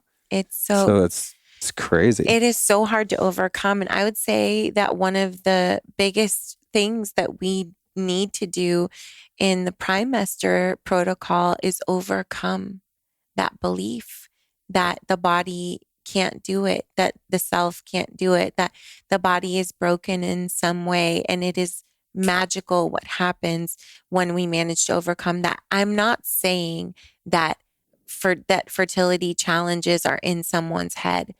They are very real. What I'm saying is that there is this cascade that occurs within the body with our thoughts that reinforces biology that makes it more and more difficult to get and stay pregnant. There are also intimate feedback loops between our psychology and our fertility, so much so that as our sex hormones go down, our stress hormones go up, and vice versa. So the more that we are living in a state of emergency, in a state of stress, in a state of trauma, even if it's that we're being traumatized by the belief that we're quote unquote infertile, the more it is difficult for us to get and stay pregnant, because the central nervous system is registering that information. The brain and is constantly sending messages to our bodies and to our future super babies about the availability of resources, about what the conditions are like and whether it's the right time to get pregnant, to be pregnant. Reproduction is hugely costly for human beings, and especially for female human beings, because as you said not long ago, men in a way get to just be the donor. The rest of the work happens within the female body. So that's incredibly, incredibly costly from an evolutionary perspective. And our brains evolved to be so incredibly wise and to prioritize our safety and our survival above and beyond everything else. So if our brains are registering the message that it's not safe, that we're under threat, that there are not enough resources, our brain is going to send that signal to the body and to our future super babies. And I like to refer to our super babies as our seventh sense. And the reason why I refer to them as our seventh sense is because they've been with us our entire lives. They have been with us since we were a 20-week-old fetus in our mother's womb. That means, sadly, in a way, that my super babies were in my mother's womb with me and experienced all of her distress with me. But also, they know me better than anyone in the entire world. They know me better than anything in the entire world. They know the tendencies in my thought patterns. They know the tendencies in my psychological hygiene. They know the tendencies in what I consume. Is that why your kids are your greatest teachers? Because they know you that well? They know you better than anything or anyone. Your super baby who you are going to have knows you better than Luke. Right. Which is hard to believe and imagine, but is true. And so we want to remember that they're there like eavesdropping. They're there watching. They're there taking all the messages and signals. It doesn't mean that we have to be perfect, but we want to remember that they're getting the message that this is a good time. This isn't a good time. It's safe here. It's not safe here. And if we are living in a state of fight or flight, of chronic stress and chronic emergency, they're experiencing that right along with us. And our brain is sending the signal, body, super babies, this isn't a good time. And there are not enough resources. The only little thing I'll share with that is exactly why I have been so hesitant and just staying dialed into my body and God, because I don't want any extraneous noise to unconsciously or consciously start to affect me or weigh into this sacred process. All that you just explained is why I haven't spoken to anyone about it. So anyways. Yes. Well, and I want to say, you can always change your mind and not share. Right. You don't have to share. In fact, I have shared when I've been going all in on my Primemester. I always live Primemester life. I would say 95%. We just spent a month in Mexico where we swam in chlorine every day. I drank water that wasn't nearly the quality I prefer, I'm used to. We ate food that wasn't organic, even though they tried to accommodate us. When I never eat out and I only eat organic food, some of what I drank was from plastic. I even drank coffee from plastic. I mean, things I would never do. And so if were going to have our fourth super baby in March coming up, we would have conceived her, and I'm fairly certain she'll be a her. I already know her name and everything. We would have conceived her 2 weeks ago. And at that time, when all my signals, which I'll teach you how to collect data on your body so that you know all the signals and you can go for it. When all my signals turned positive, and I normally wouldn't say this even in front of a man, but in my cervical fluid, which is the queen's signal, I call the queen of all body data, was positive, and there was even more than there normally is. And I always have plentiful cervical fluid, which is a good sign. And I thought, oh my gosh, maybe I should just convince my hubby. Like, let's just do it. I can convince him in this moment. I'm sure he'll want to do it, But then I thought to myself, but I'm so out of my Primemester life. And those are kind of the more superficial aspects of Primemester life. But I felt I was so out of my Primemester life in a way that I never am, that in good conscience, I didn't want to do that to her or for her.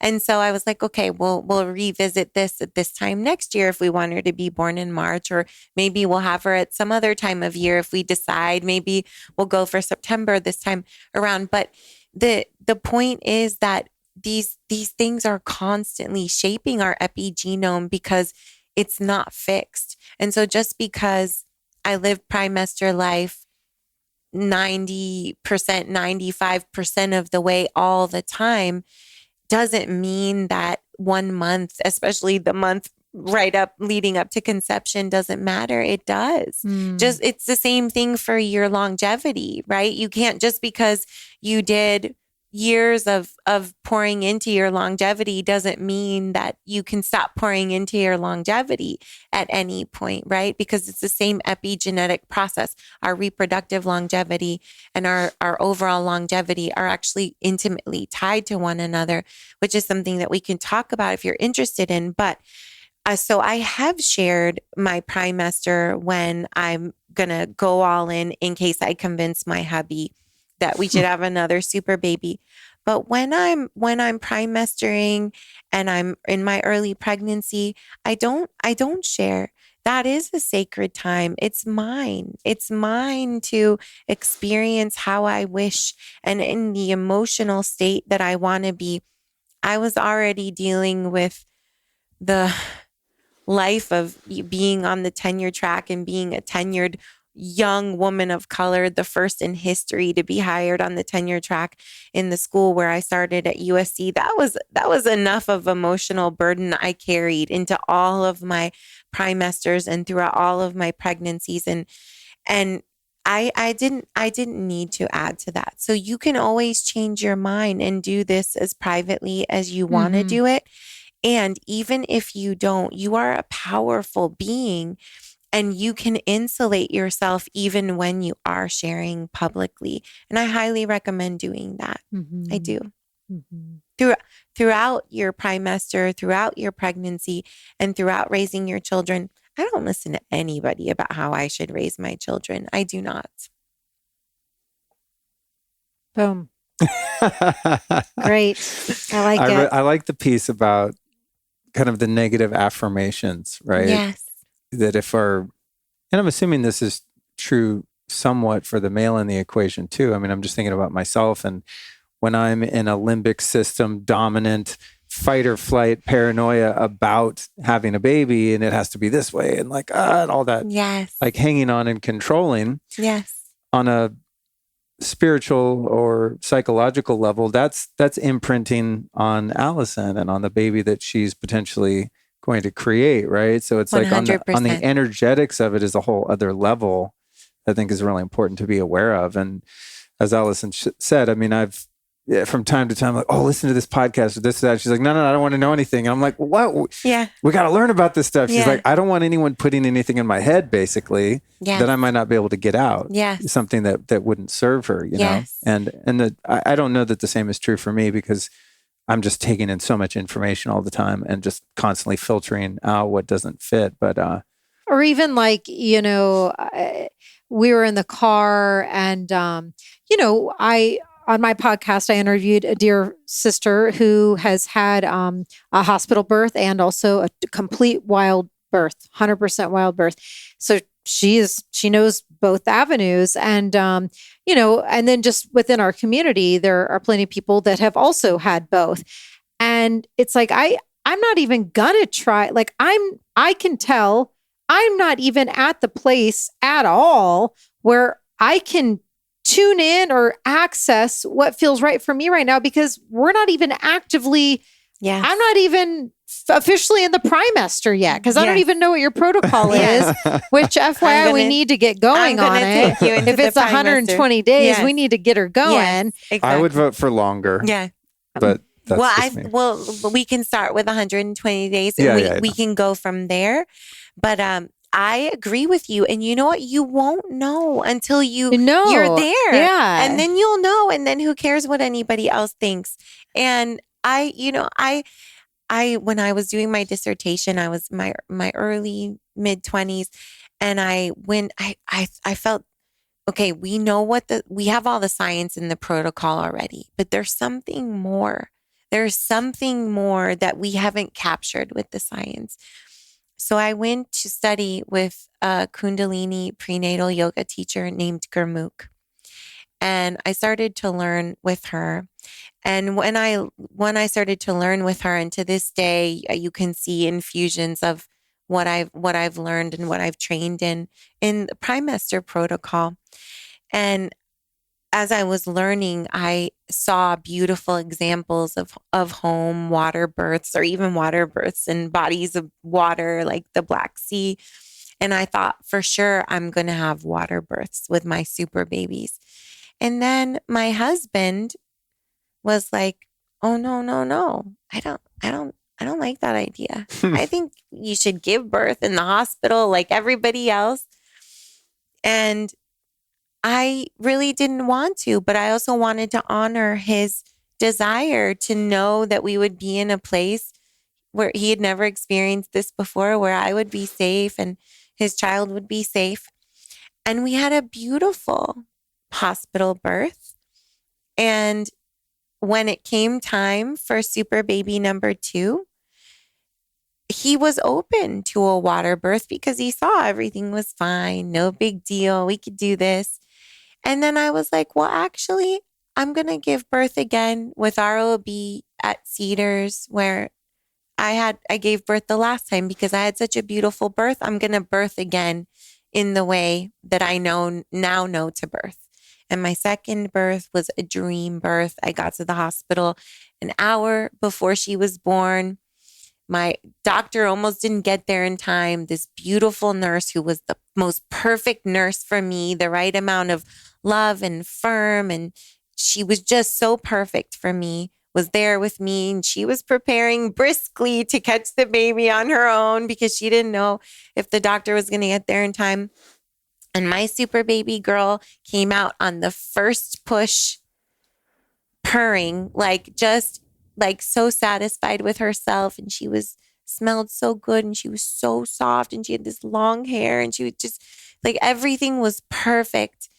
And so then when it was time for super baby number 3, I'm like, I'm doing that again. And it was a completely different birth that I haven't talked about very much. He came a little bit early. I had a very traumatic experience at USC with a very severe discrimination. And I'd been studying for decades how discrimination can lead to preterm birth in women of color. And there I was becoming a statistic, and it was so traumatizing for me. And I've never talked about this before in public. And there was a team of experts in the room waiting for my super baby when he came out, because there were any number of things that could be wrong with him, and they had to be there to be ready. And he came out, and it was, here I am thinking, I'm just going to have my hubby, the doctor, and the nurse, and hopefully it's the same nurse as the last time, in a dark room with my meditations and my music. And then there are 9 strangers standing there while I'm about to push out my super baby, whom I'm so excited to meet, and yet terrified, because there are any number of things, and I'm a scientist and I know all the number of things that can be wrong. So excited and terrified. And I say to myself, don't look at them. Don't think about anything. You just focus right here, tunnel vision. He's going to be perfect. And this baby is so super that even though he's early and this team of people is here, he comes out and they're like, there's nothing wrong. He's full size. He looks everything like, are you sure you didn't get her due date wrong? Mm-hmm. And he's perfect and everything is perfect. Thank God. We don't need anybody. No, we get to leave with before 24 hours, like nothing, as if he came out on the second push. Everything was perfect. And I really credit all we do pouring in before to having that outcome, which was so unlikely. And so, there are so many things that can happen in a birth. And yet almost every single time, everything is okay. And that's the thing that I want you to remember. And that's the part of the remembering that I was talking about earlier, that the body knows, and it's very rare that things are not okay. And that's the thing that I want you to remember. You won't know until you're pregnant, and you won't even know until it's almost time to give birth how you want to birth. And I didn't know until I had the first one that I would continue to go to the hospital to give birth with my OB, whom I'd come to be comfortable birthing with, who is really hands off and just lets me do my thing.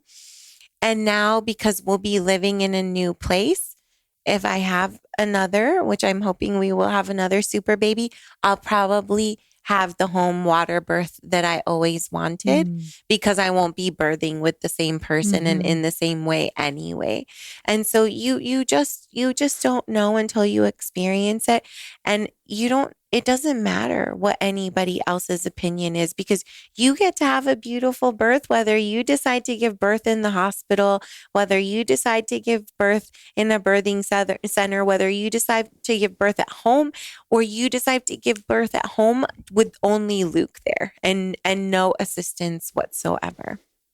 And I will say that I think that wild birth on a first birth is a really interesting concept that wouldn't fit most people. One of my favorite books, I would say my second favorite book, is The Red Tent. And in The Red Tent, they talk about how long ago women used to all bleed together under a certain phase of the moon, because we weren't affected by hormonal birth control and all the things, right?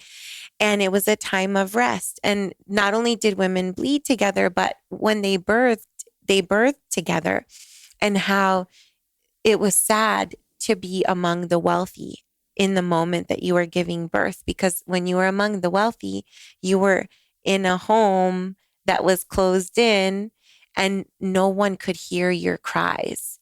No one could hear your cries for support. But everyone else, they lived so close together and the homes weren't insulated. When a woman goes into labor, everyone hears, and all the women come out to support her and be with her. And obviously, it's a very different world we live in today, and we're all wealthy enough that we have homes where we could be crying and no one would hear us, right? But what is still present today is that most women, when they're birthing, want support and comfort, and want support and comfort from other women. So that may not be the case for you. You'll know when you're pregnant if you want to give birth by yourself with just Luke there, or if you at least want the support and comfort of another woman whom you never feel judged by, whom you never compare yourself to, who never looks at you funny, who never says the wrong thing. I have kicked nurses out of my birthing room because of how they've talked to me or looked at me, because we can't have people in our birth who cause us stress, because then we have an adrenaline response, and that actually slows the birth process, just like it slows the conception process. Because when we lived out among the animals, if we were being chased by an animal, our adrenaline spiking, well, the brain gets the signal. It's not the time to stop and give birth right now. You got to keep moving. The same sort of thing is happening. And the brain and body are interpreting it in the same way when we have someone in our birthing room who stresses us out. So you don't want to have your mom there or your mother-in-law there just because you're supposed to. You don't want to have your sister there just because you're supposed to, or your best friend there just because you're supposed to, if they in any way cause a stress response in you. You want someone who you don't owe anything. It's their presence is gentle, supportive. You don't have any reactivity to them. That's what you want in your birthing room. It's a very helpful tip.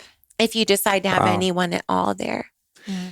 I love your balanced, open-minded, wise approach. Thank you. Yeah. Thank you for sharing all that. That cleared up a lot, I think, for so many people listening, especially people that are kind of in the debate of the black and white. It has to be this way or that way, and there's no gray area or middle ground. It sounds like there's just almost an infinite number of ways that this can happen for people. It's all gray. It is all gray, because in pregnancy and in birthing and as in parenting, there aren't right or wrong answers. I mean, in the extreme, there are some right and wrong answers, but for the most part, it's what's right for us, what's my truth, what's right in the conditions and circumstances, and with the resources that I have available to me. And what's right is what's right for you, because a happy, calm, grounded, peaceful mama, just like the woman I'm looking at right now today, and you can continue to be her no matter what's flying around you, and there'll be a lot flying around you, and some of it will get in, but you can continue to be her. And that is the most powerful and healthy and important thing for your super baby and your super baby's epigenome, and for the health of your conception, the health of your pregnancy, the health of your birth, your ability to nurse for as long as you want, and having the most amazing child you could imagine having. It's true. It's true. That's nice. Good stuff. Got so many thoughts and feelings going on right now. I have them too. I'm getting such super baby fever. I always have it. And we've been having a boom because, for so long I did this work. I worked with 2 or 3 dozen couples or mamas one-on-one, and not that many people knew about the Primemester. And in the last 2 years, it's been amazing. I always knew it was always my dream to get the Primemester to everyone I could on the planet. And now we're on 6 continents in 23 plus countries. The part that I didn't fully anticipate or comprehend was what would happen to my soul when the frequency of this. We have a new pregnancy test, positive pregnancy test. We have a new super baby. Like, here's a new ultrasound. The frequency of that has grown exponentially. And I could not have anticipated what it would be like. I heard you say on a podcast, I've been listening to you, heard you say, what a privilege it's been in your life to get to live a life that does more good than harm. I think those were the words you used. And I understood you so deeply. I never, ever thought I would do harm anywhere, but to have the ability to do that much good that in the world, that like we're having this incredible super baby boom this summer, I think, because just the sheer number of people who now primester, and there's not a moment when the appreciation and awe doesn't dawn on me. Like I still cry every time, tears of joy jump up. It doesn't matter if we get them 5-10 times in a day. This feeling will never become less for me. It is just so I feel it too. I always have super baby fever for myself and for everybody else. But sitting here, I feel it so much too. Well, with that, I want to get a little more tactical. Let's do that. There's a number of things in terms of the primester, just the preparation before conception, that I just intuitively have a sense would be a good idea. Yeah. And I want to run a few of them by you, see if they're in your protocol. Do it. And I'm thinking of like, if I just had my way and I could do everything exactly how I think it should be done, maybe I'll go through them one by one so it's not too overwhelming. But the first order of business, or one of them to me, would be, well, for both parties really, but because I'm already doing all this stuff and I've been doing it for a long time, I think I would just keep doing what I'm doing. And again, not that Alyson's sitting around smoking cigarettes, eating McDonald's, but she feels good and has energy. So she just lives her life. Like I did have Chick-fil-A last night. I didn't say anything. I was like, "Oh, you got Chick-fil-A, honey," and she's like, "Yeah, it's delicious." I was like, "Great." And inside, I'm like, "No." It was good. That's hilarious. But I don't know the order of them, but it seems like one of the first things to tackle with me would be lab testing for things like glyphosate, heavy metals, gut biome testing for parasites, dysbiosis, etc., and then detoxing things that you find that you don't want to be there by whatever protocol is most appropriate. But it seems like kind of seeing where you are biomarker wise and cleaning out anything that's jacked up, and then rebuilding, what was perhaps in an imbalance, which could include, I'm assuming, like hormone testing, doing something to correct those if you're estrogen dominant or some of the other problems that can happen. But maybe some of that would just be worked out if someone's like, "Hey, I've been living, in an industrialized nation for X amount of years. Let me just see what's going on, clear things out." Would that be one of the first things, or even part of your protocol? So first of all, I love this. This is so awesome. And I would say yes and no. And here's why. Because the Primemester Protocol is going to address all of that anyway. If you are somebody who's going to be totally freaked out by what you learn, because you're going to learn that there are things in there that you don't want to be in there, because that's the case for all of us, no matter how clean we live. I know that to be true. Yes. I did a metals test like 5 years ago and I was like, "What?" Yes. I've been detoxing for 20 years. It's 100%. I'm the same. I'm like, if you are going to be freaked out and psychologically impacted by what you learn about what's in there, what's not in there, what hormones are doing well, which ones aren't, then I say don't start there, because that's not a great place to start psychologically. And we think of the psychosexual level of the fertility system, or the fertility pyramid as we call it, as being foundational. It is the most important foundation. So anything that is going to throw us off on the psychosexual level of the pyramid, we don't really need to focus on that. We're not being in denial in any way. We're just being wise about what's true for us. And we also know that 99% of what you would do to address what you learn, we're already going to do in the Primemester Protocol. That makes sense. Makes sense. So yeah. So you can, or it depends on who you are. Right. Like for me, if I was the woman, I could get all the testing done. It wouldn't freak me out at all. I would just be like, oh, I can totally fix this. Yes. And then I would just fix it. Yeah. You know what I mean? But I would want to know, just because I think I would want to fine tune my strategy and my tactics for fixing whatever it is. I would want to, okay, lead. I know what to do for lead, versus just like do a general metals detox thinking, well, I probably have some metals. I don't want to know what they are. I'm just going to do a detox. But if I found something specific, I would probably go a million different ways to sort it out. But that makes a lot of sense. I'm like you, Luke. I'm like you. I'm always testing. I'm always checking. I'm always experimenting and tweaking. And for people like you, we do have one-on-one services that are that additional level of precision in creating those epigenetic modifications. They are not necessary.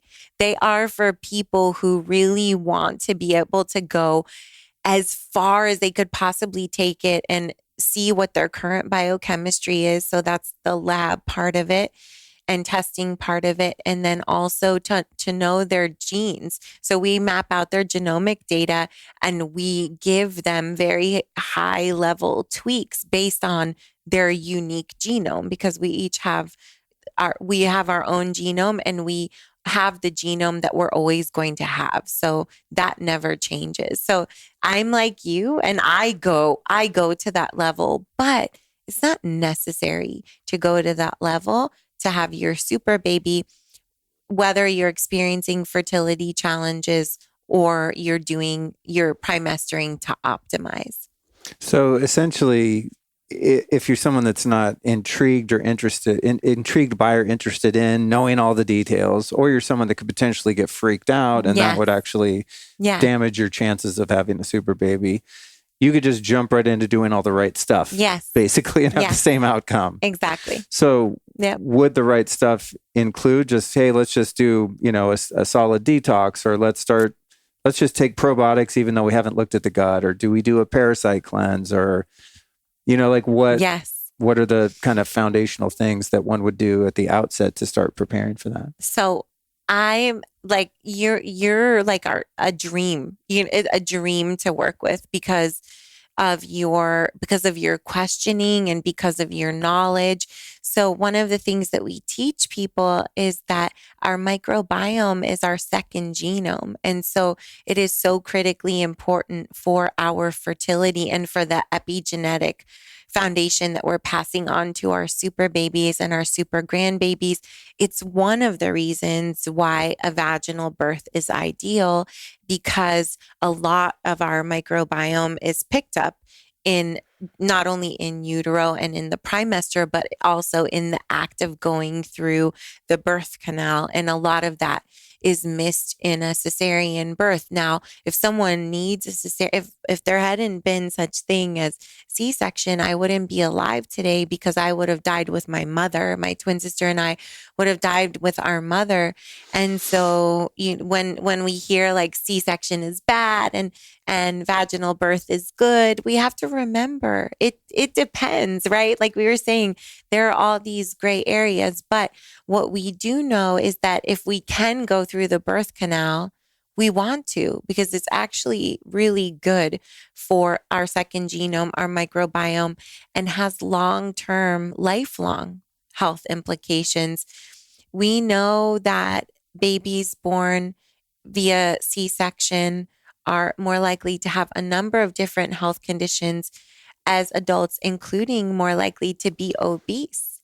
And we think that it has to do with the lack of exposure to the microbiome, at least partly due to that. So I just wanted to point that out. Yeah. So and also for those listening that end up having C-sections, now many doctors know that you can swab the vaginal canal, right? Yes. And then inoculate essentially and seed the biome of a baby, which is huge. I mean, imagine how many babies were born. My two brothers are born C-section. Yes.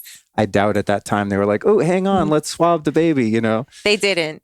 They did, and most still don't. But that's something that you can request or basically do yourself, and the same thing happens when we nurse, when we not only breastfeed, because you can pump milk and feed from a bottle, which if that's the only way you can do it because your baby can't latch or you're at work, then that's perfect too.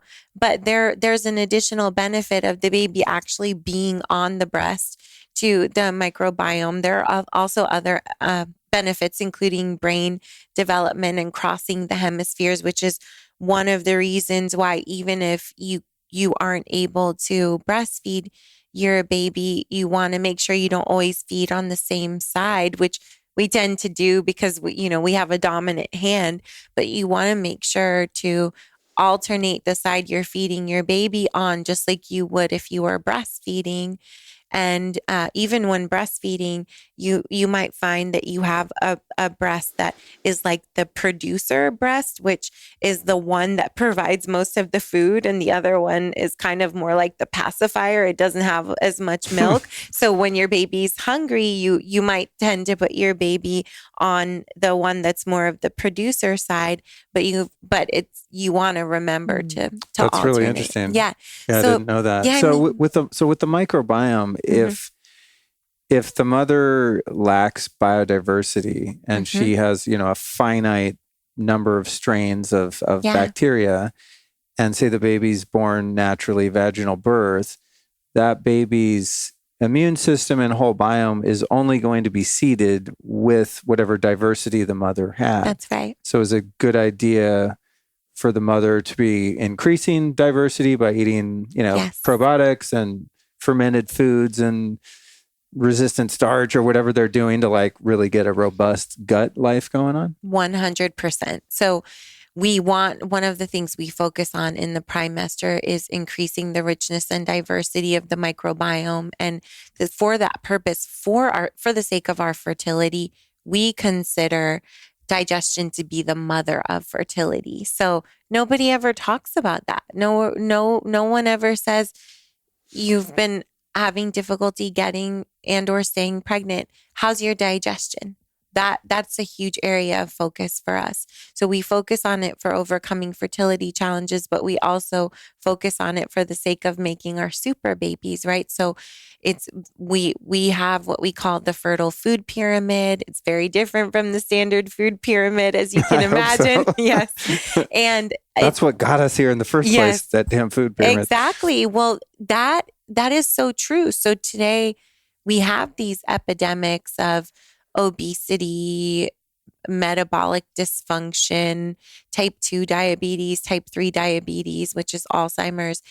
And in my work, I've shown that there's a type F diabetes, F for fertility, the same underlying constellation of root causes and symptoms that show up as type 3 diabetes or type 2 diabetes in around the fourth decade of life, and type 3 diabetes around the sixth decade of life already start showing up as fertility challenges as early as the teens, but at least in the second and third decades of life, they all have the same root causes. Does this have to do with insulin resistance and that whole thing? Yes, absolutely.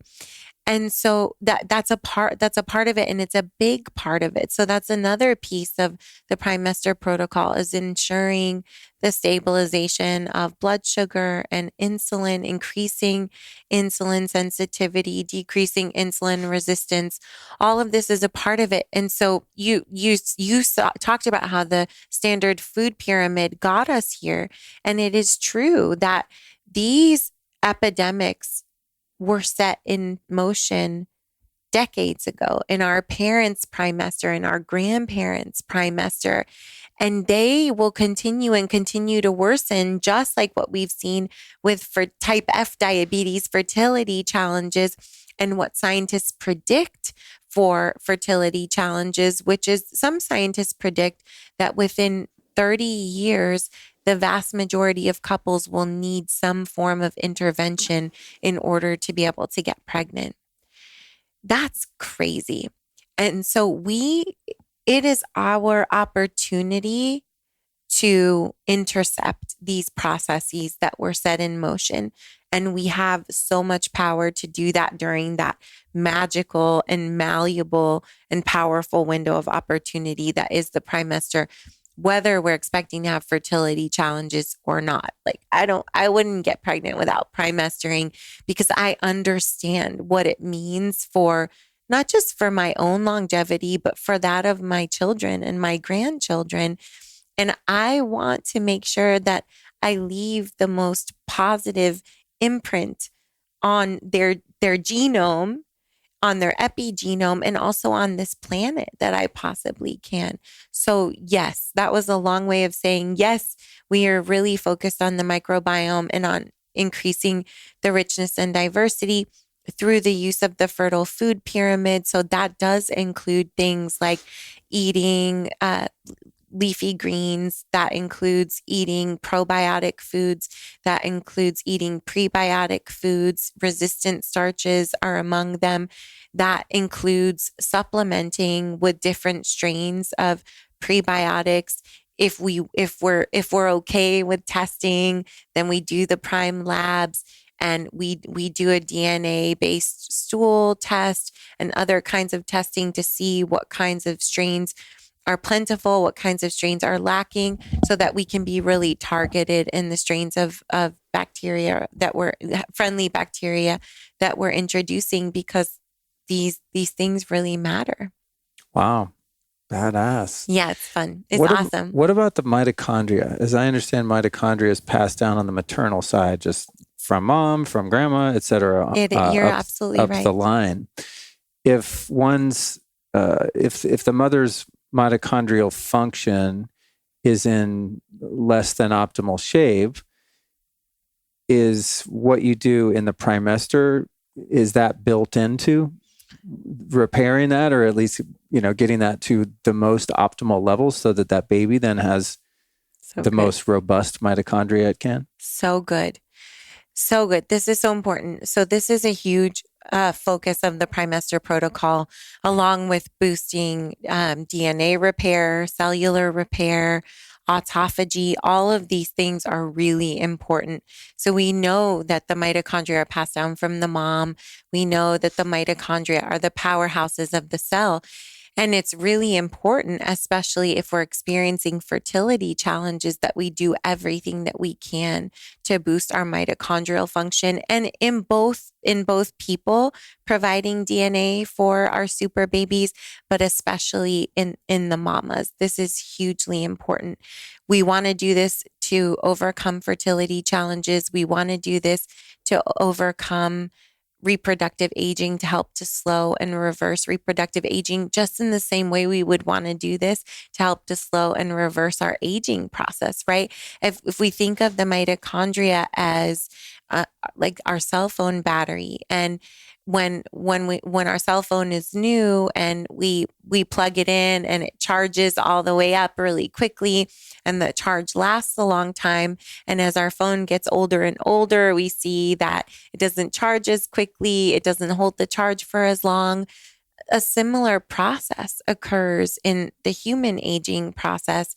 And so we want to do everything that we can to be supporting our mitochondrial function, for the sake of having that tremendous amount of resources that we need to have to funnel to getting and staying pregnant, and then also to growing and birthing and breastfeeding and sustaining another human being. It's critically important. Is mitochondrial dysfunction one of the common root causes of fertility issues?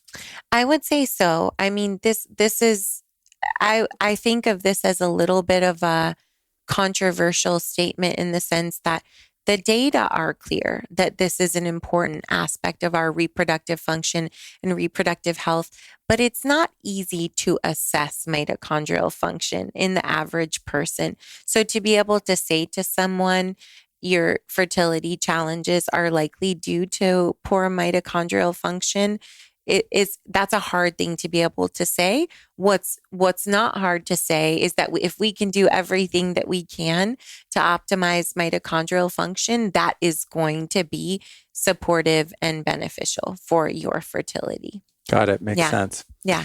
Going back to the very beginning of the conversation, where we were talking about the way that we've done things thus far, right? Yeah. And, pre-industrial revolution or even agricultural revolution, everyone was doing great. Some babies died, some moms died, but we didn't need all these interventions, but we live in a different time now. Yes. One of the things about our modern world that seems to be so mismatched to our biology. Well, there's two really. They're kind of in the same category, but one, and I'm sure my audience knows what I'm going to say, drum roll, EMFs. I was going to say, I think I know. It's just, to me, it's always the elephant in the room. Everyone's arguing about whether we should eat legumes or not. I'm like, dude, you're sleeping next to a Wi-Fi router. Like, eat whatever. Yes. But, and also blue light, non-native Yes. light, another form of EMF, really. So for the first time ever over the past couple hundred years, I guess, with the advent of electricity and now, all of the things, we're not living in an energetically natural environment. It's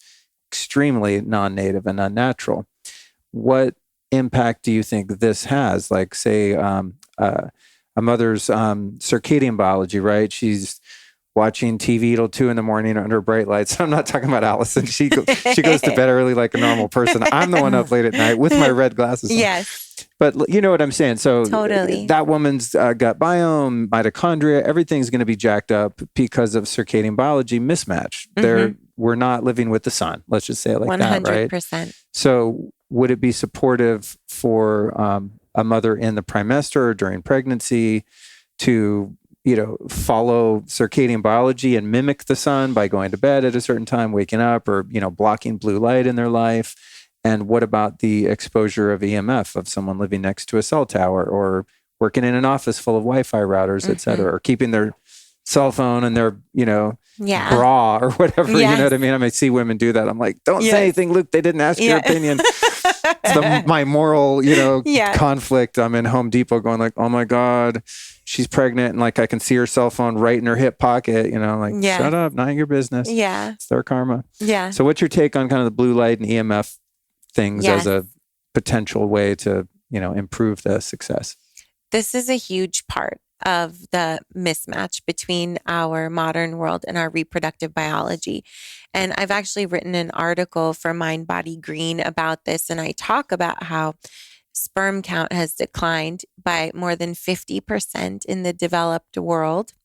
We don't have enough data on the developing world to say for sure if it applies there. And this is in the past 4 decades, sperm count has declined by more than 50% in the developed world. And we don't know for sure what accounts for that, but the suspects are these things that have to do with this mismatch between our modern world and our reproductive biology. It's really important to take data in context because it's easy to sensationalize data. It's easy to use them in the wrong way. It's easy to blow them out of proportion. It's easy to not look at them in a very nuanced way. In the same way that I said, yes, there are all these statistics out there. 1 in 8 couples experience quote unquote infertility. 16% of couples are using some form of assisted reproduction or medical intervention for fertility. But you have to look at data in a careful and nuanced way, which is how I can tell you that approximately 3% of people are truly sterile or truly infertile. I want to use that same nuanced and careful and objective lens when we talk about what we're seeing in terms of these drastic declines in male and female fertility, male fertility in the last 40 years and female fertility in about the last 60 years. And what I want people to know is that even with this huge and rapid decline, this decline of 50% in over 50% in 4 decades, sperm count is still within normal range, according to the World Health Organization. Now, a couple of things to take this nuanced view even further.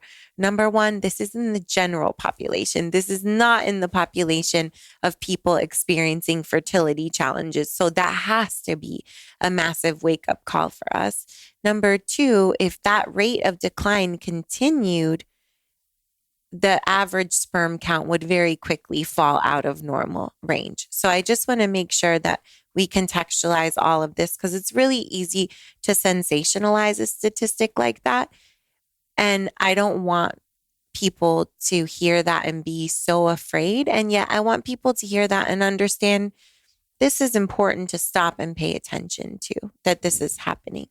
So, and the distinction between correlation and causation too, right? 100%. Because I can look at data and be like, oh, fertility went down, or sperm count went down in men on such and such date. That's when cell phones came out. Yes. Right. And maybe there's a correlation, but you can't unequivocally prove in many cases that it was causation. Like you can point to that as being the thing, right? It's oftentimes many contributing factors and a cascade of consequences that come after that were really at the root cause. 100%. And that's exactly why I said that we don't know for sure what the cause is, because we in order to have true causation, to be able to say this X causes Y, you have to conduct a true experiment, including random assignment. What that means is you would have to randomly assign some men to being exposed to blue light all day long and some men to not, and see if there was a difference in their sperm count. You'd have to randomly assign men to living next to a cell tower and men to completely living off the grid and away, and see the difference. In the absence of that, you can't say that one thing causes another. What you can say is there does seem to be a correlation, that as one goes up, the other goes up, or as one goes up, the other goes down.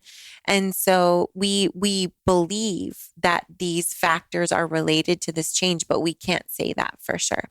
And I will say that, EMF is there's not a lot of research we do think that cell phone usage, and especially proximity to the male reproductive organs, when guys carry their phones around in their pockets, is part of the what's contributing to declines in sperm count, but we don't know that for sure.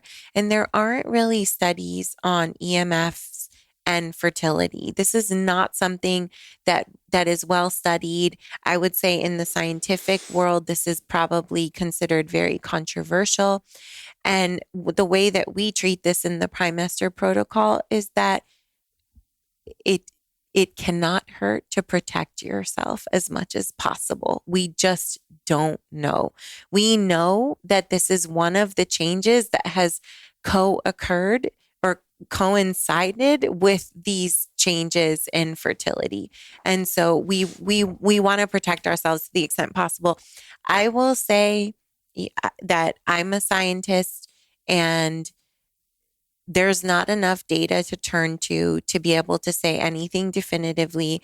And when I see my children put a device on their bodies, I completely freak out. Like, the rule is, if you're going to be on a device, it is not on your body.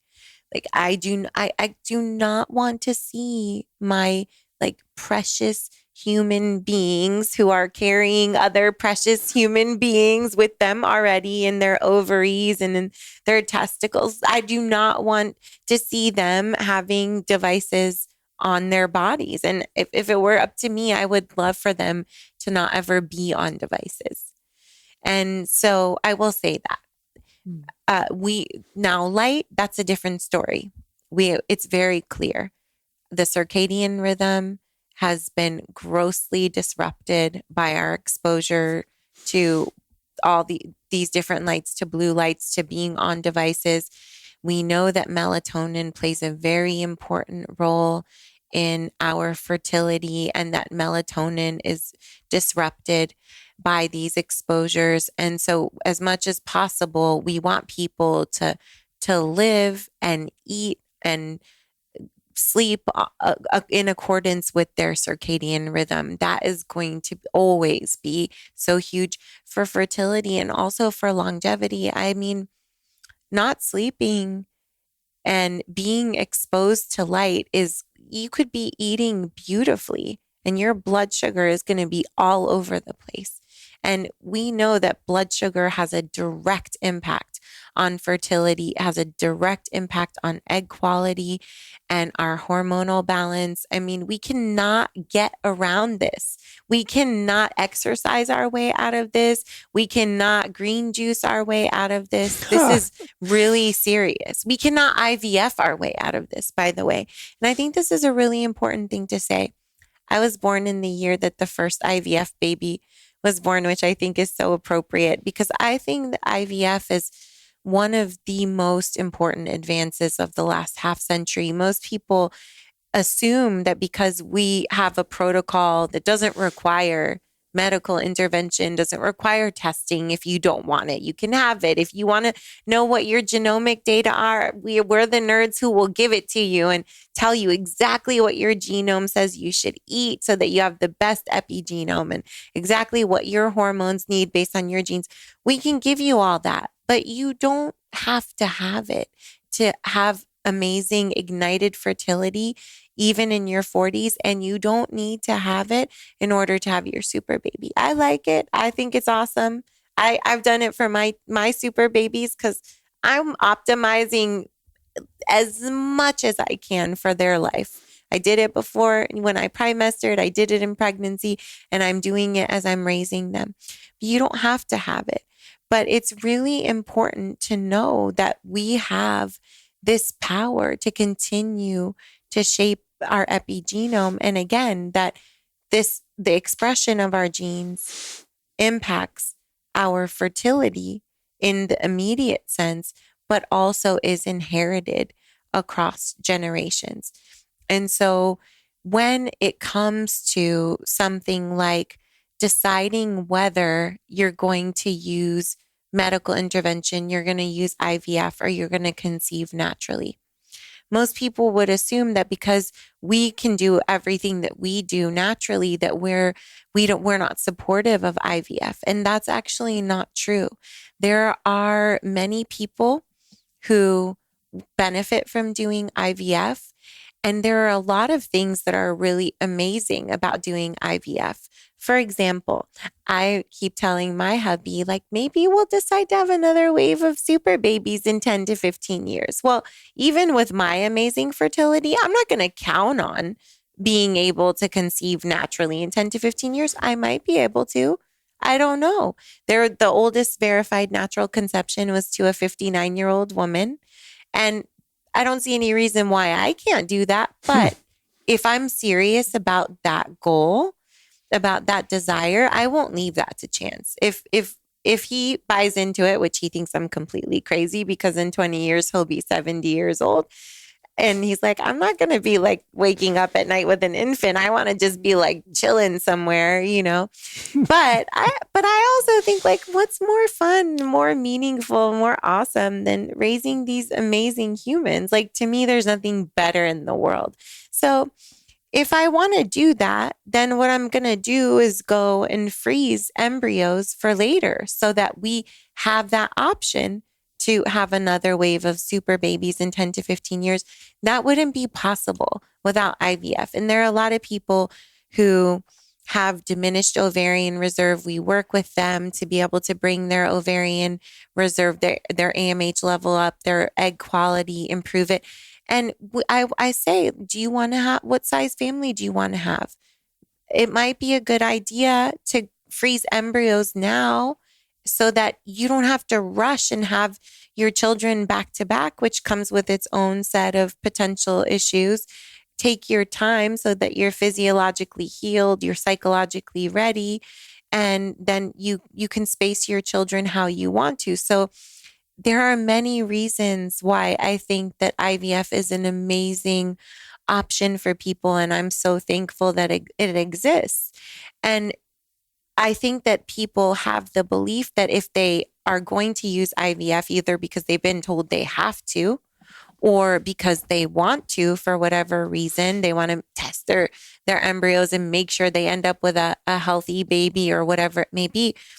They think that IVF is the solution. And I always say you cannot outsource your fertility. That is your work to do in the Primemester, because even if you're going to use IVF, all IVF can do is prompt your body to produce as many eggs as possible, and then go in and retrieve all of those eggs, fertilize them, and then put them in the right conditions to develop. But if none of those eggs are healthy, if none of those eggs fertilize, if none of those fertilized eggs become embryos, if none of those embryos test as being chromosomally normal, you're left with nothing. You won't be able to transfer anything. There's no baby there. IVF cannot give you a chromosomally normal embryo. It can just make sure you don't transfer any embryos that are not chromosomally normal. That's our work to do in the Primemester. I get a lot of people who come and they have resources and they just want to let the money take care of it. But that's not how fertility works. Just like that's not how longevity works. So just like I said, we can't green juice our way out of not living in accordance with our circadian rhythm. We cannot green juice or even IVF our way out of having to do the work to make sure that our raw material, our eggs and our sperm, and also our uterus are as healthy as they possibly can be. That's our work to do. It will always be, no matter how plentiful our resources.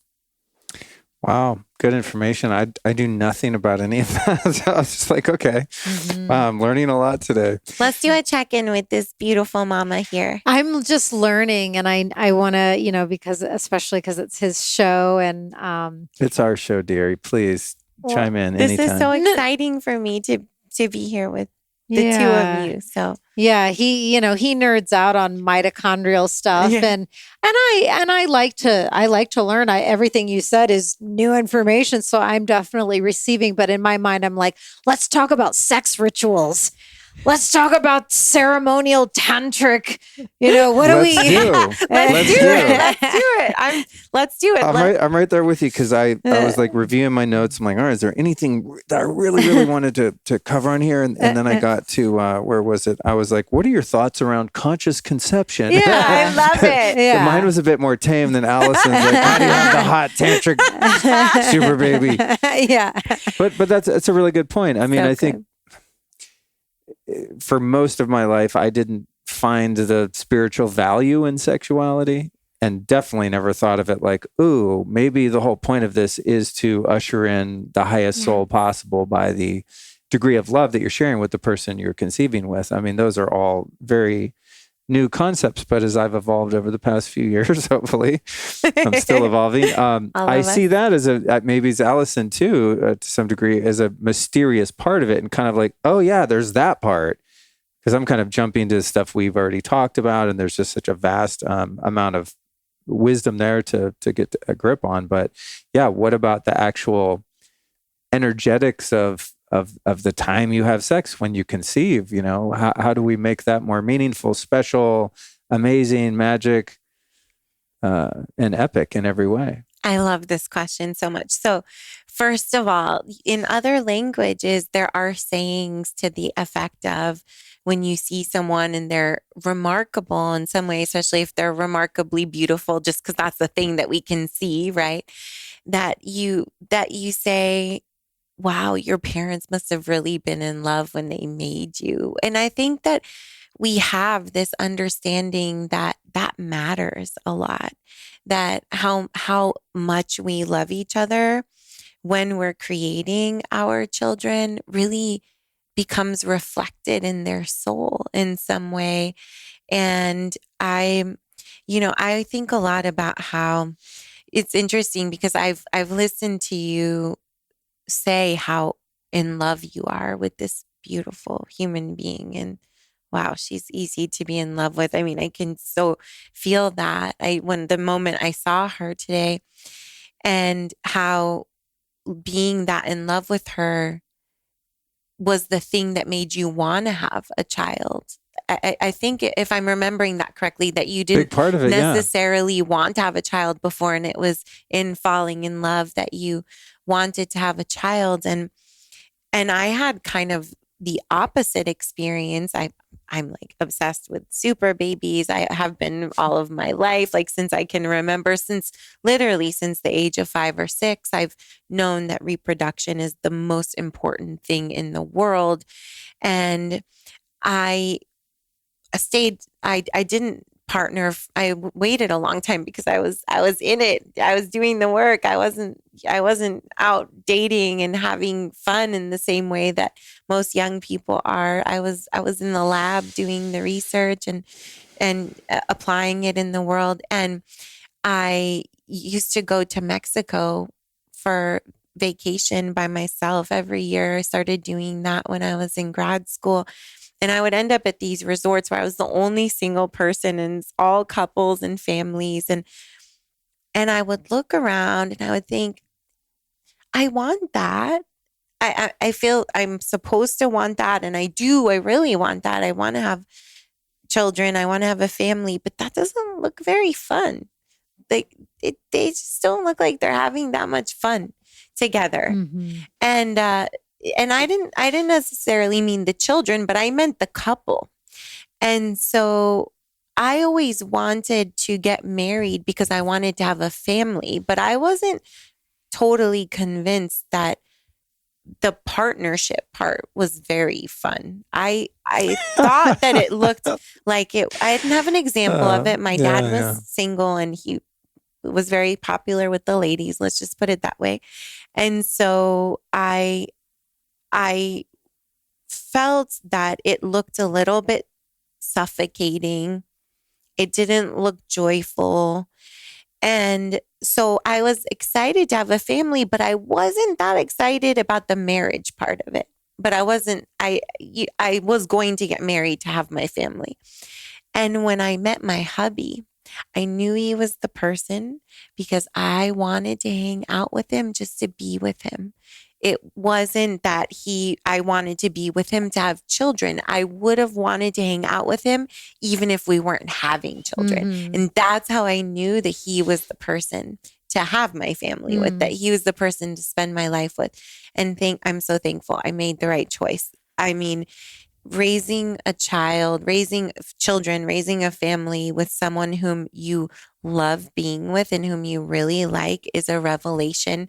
And I get a very up close and personal view of what it's like to raise children with someone who you don't get along with very well through the work that I do. And it's not fun. It's really hard.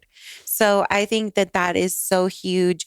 So this saying, I think it does reflect reality to some degree, that the love and friendship and kindness and desire between two people does seem to become reflected in the souls of their children. And when I look at my super babies, the thing that dawns on me is that I knew that this partnership was life-changing for me, but I didn't realize that my partnership with my husband would be life-changing for the world, because we would bring these amazing humans into the world who would do such amazing things in the world and be such an amazing presence in the world. And they are.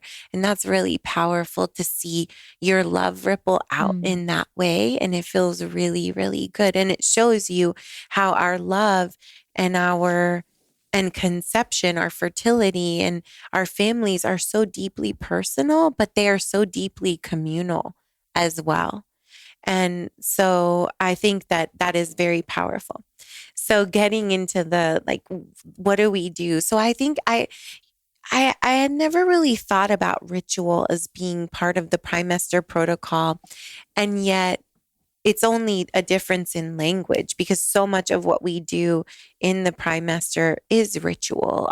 The ritual for how we take care of our mouths, because of how connected our mouths are to our reproductive organs, especially as women, or our uterus and our vulva and our vagina. And the way there are rituals around our digestion, because of the microbiome being the second genome, and because when we can't process and extract nutrients, and we have all of these nutritional deficiencies, but despite having plenty of body fat or being outside of the fertile zone in BMI, which is a thing. There is a fertile zone for BMI, and being below it and above it makes it hard, or above it makes it harder to get and stay pregnant, especially being below it even more than being above it. So we have all of these rituals, but I would say that there are two rituals that I would really love to highlight. And then there's a family ritual that I would love to highlight from the Primemester Protocol. So the first is one of the foundational things that I love to do with a couple when I first start working with them or when they start their Primemester, which is to get quiet and listen to their own truth by asking them to each independently write down the answer to 3 questions. And we don't share the answers until the end because we don't want the answers of one person to influence the answers of the other. So the first question is, what is it that I need right now in order to be able to have my super baby?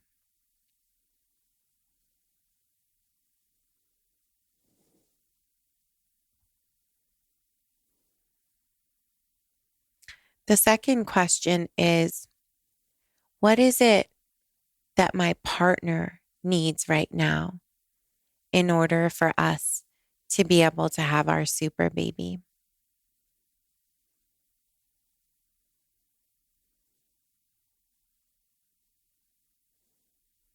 The third question is, what is it that our super baby needs from us right now in order to join us?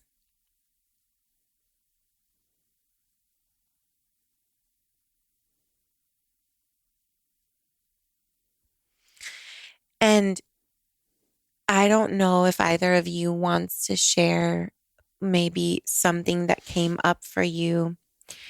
But what I know for a fact now, after 25 years and thousands of people, is that the kinds of things.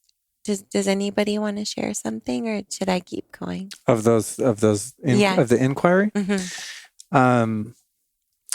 Yeah, when I thought about what Alyson needs, immediately came to rest, safety, feminine energy and fluidity, and just freedom to just be and chill.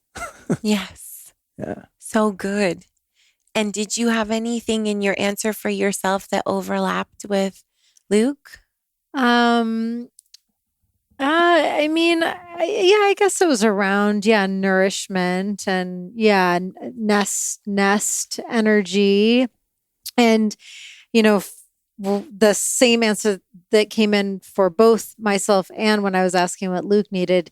So we need to get into our home. We've been renovating, and that's just an obvious given, is that, I think for both of us, until we get into our actual house and the renovations are done and we can truly put some roots down, I don't think either one of us feel energetically, physically, mentally, emotionally ready to really activate this next step. So the home thing, and him just getting some of the business stuff squared away, and my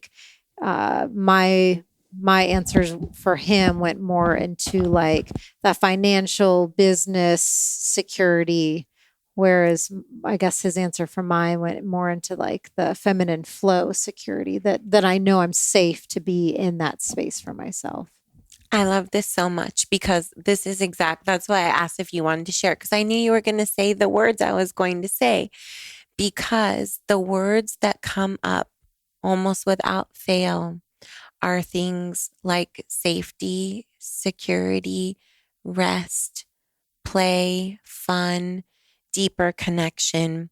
And it's not a surprise, because remember, the most fundamental aspect of our fertility, which nobody ever tells us about or talks about, is that our brain and body and seventh sense, our super babies who we're carrying around with us, register security and safety and sufficient resources. Mhm. And so these are always among the things that we need. And it's not uncommon to hear the male or male energy in the relationship, if it's a same-sex couple or what a non-binary couple, whatever it may be, that the security is more about getting finances in order and feeling like the business is where it needs to be, right?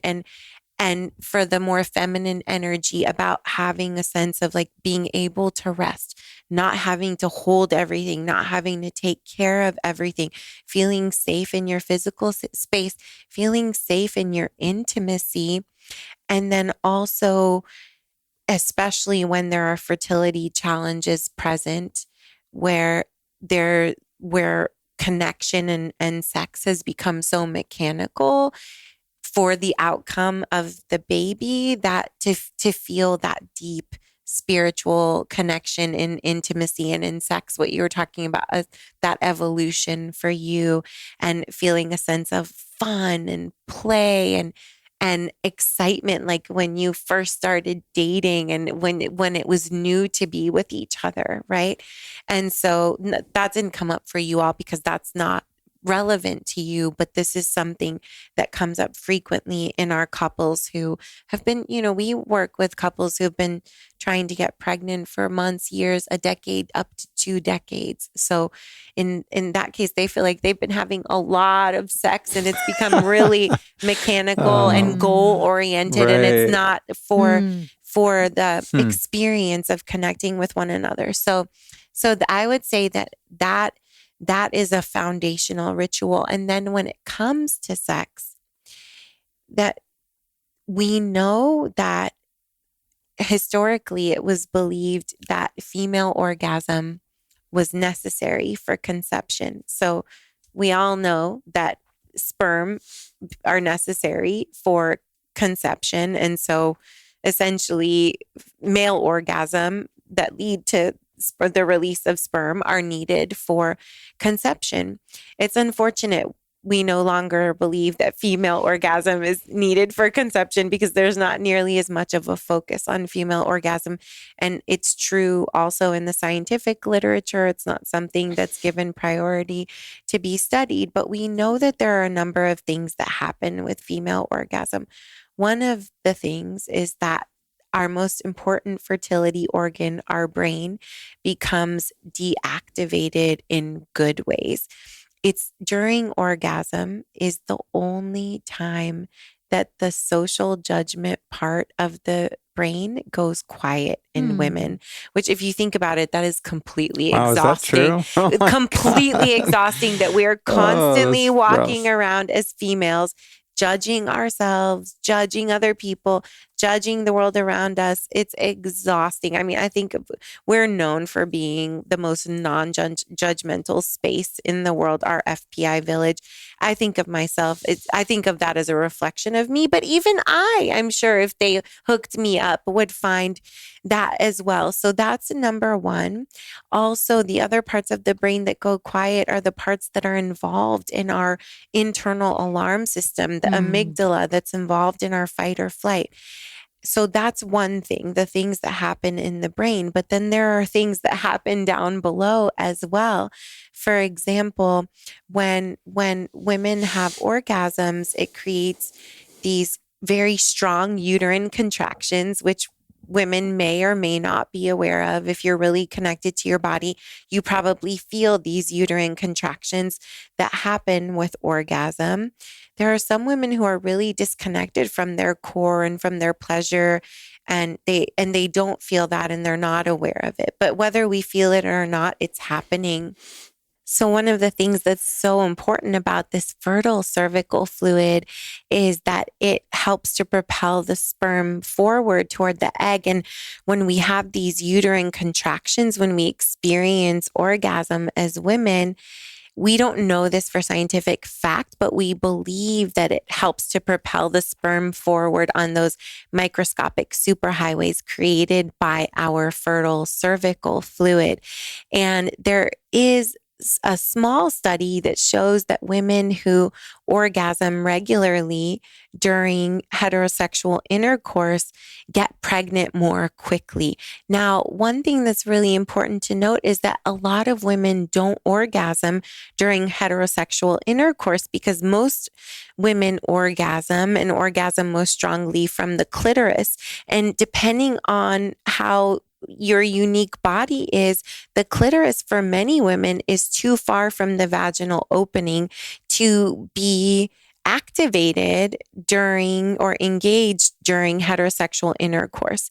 So a lot of women don't orgasm during heterosexual intercourse, and they've been taught that they should, that there's something wrong with them if they don't. And actually, it's just the way that our bodies are designed. The women who tend to have a clitoris that's closer to the vaginal opening.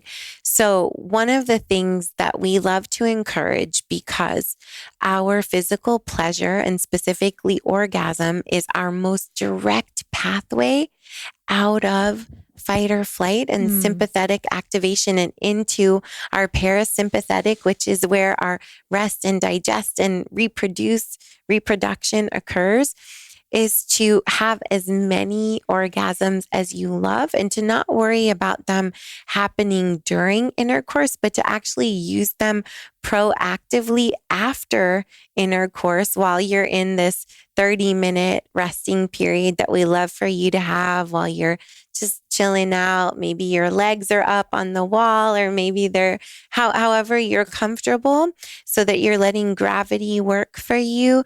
And then you also are experiencing all of these delicious orgasms that are helping to propel the sperm forward on your microscopic superhighways created by your fertile cervical fluid. And however that's comfortable for you. So every woman is different. Some women are really uncomfortable with their own physical bodies and their own physical pleasure, and they don't want anyone there. So they want to have orgasms by themselves, or maybe they're so uncomfortable with that, so they want their partner there. However it's comfortable for you, for an individual woman, that's what we recommend. We support you really diving into and pouring into your own physical pleasure. And that is such a beautiful energy from which to make our super babies. This sounds like fun. I'm ready to go. All right. I love it. I'm ferning already. I can feel the ferning happening. I love that the closing topic is Alyson and all the ladies listening need more orgasms. Yes, 100%. I support this cause. It's also great for immune function, detoxification, like everything, all the good stuff. We want you to have more orgasms and to feel really like you're worthy of them and comfortable with your own body that God gave you. I love it. That's a really good tip. Thank you. Yeah. Do you have one more quick one, or like there was a family one that you were going to mention? Yes. So the third ritual I'd love to leave you with this, is that as a family, you create a family vision. So this is something that my husband and I started doing in our first year of marriage. And we now every year we do a free workshop just as a service to encourage all of our families to do it. And in that workshop, we do two parts. We create a family vision board, and then we create a family vision blueprint, which is like a family vision statement, but it's very detailed. So I highly recommend, especially when you're primestering and you're making your super baby, to come together and to create a physical representation of the family you're becoming. Who's there? The two of you and your super baby, or if your complete family is 4 super babies like mine is, then you're all there. Where are you living? What's your environment like? What are your days like? And having a document that is very detailed and specific and speaks into all of the senses, because the more it calls in all of the senses, the more real it is.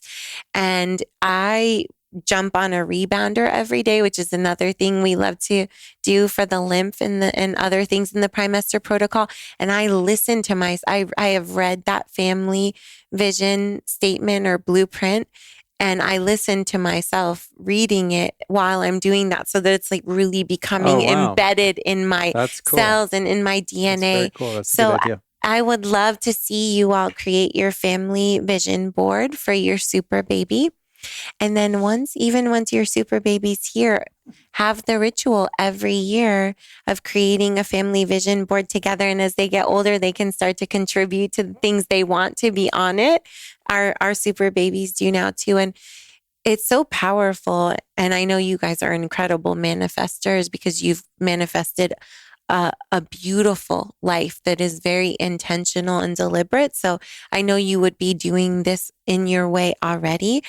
And what I see for us is that every year we achieve more and more of what's on that family vision board. Like our life looks more and more like what we have set out for ourselves. And it's powerful. It's powerful to show your children at such an early age that they can do that. Everything that we create, including our super babies, we create 3 times. We create first in our thoughts, then in our words, and then in our reality. And so you're doing this ritual so that you're teaching them that. You're bringing them in through that and teaching them that. It's been so powerful for us.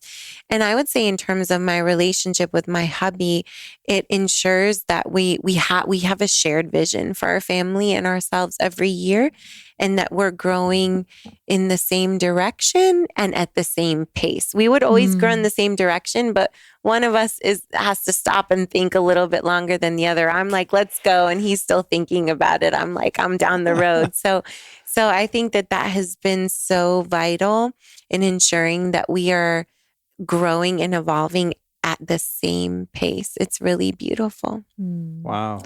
Love that. Yeah, I'm open to all of that, and I'm excited. And I'm also glad that I decided to, officially be a part of this conversation. And thank you for creating such a beautiful, inviting, safe, sacred space to talk about all of this. It was a really beautiful voyage for me, and I learned a lot.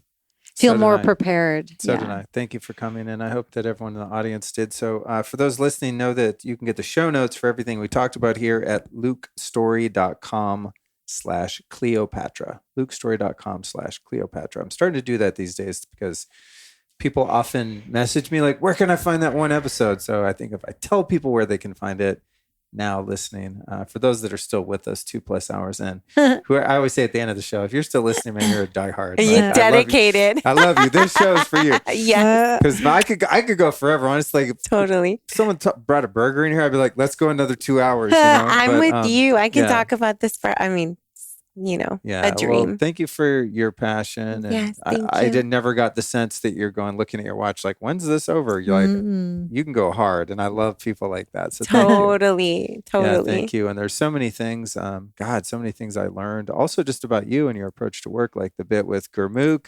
Yeah. Kind of like going into that side of it, I would have not guessed that, which is really interesting. The one thing I want to ask you, there's 2 things actually. One was you mentioned your second favorite book being The Red Tent. What's your first favorite book? Number 1 is The Alchemist. And I had it in my purse the night I went on my first date with my hubby, Jair. And because I reread it at least once a year. And so I was rereading it at that time. And he saw it in my purse and he said, that's my favorite book too. And so when we decided to get married, I have a huge family and I really wanted our wedding to be about us. So we decided to get married by ourselves, which is a big deal in Egyptian culture. It's like not done. And we planned our wedding moon, as we call it, our wedding and our honeymoon, and we followed the path of the boy Santiago in the book. So we got married in southern Spain, and then we went into Africa, and it was really magical. Wow. That's epic. Yeah. Yes. That's so cool. I love that. We got to think of a book, babe. We got to get married too. That's the other thing. I was talking to someone the other day and they were asking about, well, when are you going to have a baby? When are you going to get married? I was like, yeah, we're working on it. We got to get in this damn house. Like, I'm just thinking that's all I got in my mind. And then this person goes, well, you're going to get married first, right? You don't want to have a bastard. And I was like, I mean, I just kind of think in a linear way. So I thought, well, yeah, I get the house, get married, have a baby. But it was funny. It was funny that it was put like that. And I thought, you know what? There is something, I don't know, for me inside, there is something to be said for, even though I don't know about like getting married according to the government of the United States of America, like not so much on the legal side, but just to the union. We have been spiritually married in a TP, FYI, but we were, but legally with on family paper there, and having the inclusion of our loved ones, essentially. That's a big deal, and we didn't do that. I mean, I actually purposefully didn't do that, and it was. I think it lets people feel, it leaves people feeling excluded. And we had the plan that we were going to renew our vows every year, and we'd have a party and invite people. And we've been so busy having super babies, we haven't renewed our vows once, but I think we will soon. That's something that we're coming up on 9 years, and we'll probably do it next year. And your super baby will never be a bastard. There's no such thing as a baby being created so deliberately and intentionally with so much love and care. I also wanted to have a family within the context of marriage, which is why I said, like, I always planned to get married for having the children. I just didn't know if the union part would be that fun.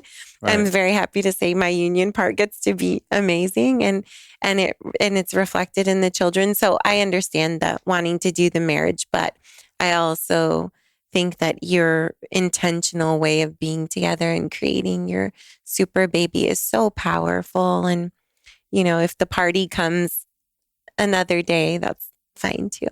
Totally is. All right. My very last question is, and this is a quick one. Who are 3 teachers or teachings that have influenced your work that you might share with us? Gosh. So number 1 would be Gurmukh. She's been such an important teacher in my life. And I've had some of the world's best teachers because I've been at some of the world's best institutions. So it would be really hard to narrow down academic teachers. But I would say that Dr. James Jackson, who really created the field of studying the health of people of color in the United States, and recently passed away, and was the mentor to generations of people, scientists of color, the world's best scientists of color, including myself. So Gurmukh, Dr. James Jackson, and I would say the third person is probably Deepak Chopra. Nice. Great. Well, thank you so much. I know you have a zillion websites, and we'll put them all in because I've heard you say them, and I'm like, oh my God, how am I going to remember that? Again, you guys can find the show notes for everything she's about to say at lukestory.com/. She looks like she's going to say something, though. We only have one website. Oh, really? Yeah. It's fertilitypregnancy.org. Okay, much easier than I thought. I mean, you would find me on like USC and so many places, but you have one central place for people to go. Exactly. Fertilitypregnancy.org. Okay. And we have an amazing checklist there to help people get started in their Primemester. It's free. They can download it there. So yes, visit fertilitypregnancy.org. Cool. That's your whole hub. That's so easy. Exactly. Yeah. Cookie's ready to be a big sister. Yeah. Yay, Cookie. Hi, Cookie. You're so cute. Oh, thank you. Oh, God. She's been a good girl. This is a long day. I was going to say, two back-to-back interviews. So, yeah. She's a good dog. And she's been all chill and happy. Thank you. Oh, my goodness. I wish I had a video of this. My kids would be. So they've been asking for a dog so much lately. I think when we get to Portugal, we might get one because they are really asking for one. Yeah. Oh my God, if they saw this. She's a sweetie. Puppies are the best. Cute. Luckily, we got a good mommy here. She brought Cookie's food. Otherwise, Cookie would not be. Yes. Would not be stoked she right would now. not have been happy sitting here. I know, Mama needs some food too. That's a wrap, ladies. Thank you so much. Woo! What an inspiring episode, right? Alyson and I really fell in love with Dr. C during our time together, and her heart and energy is just so contagious.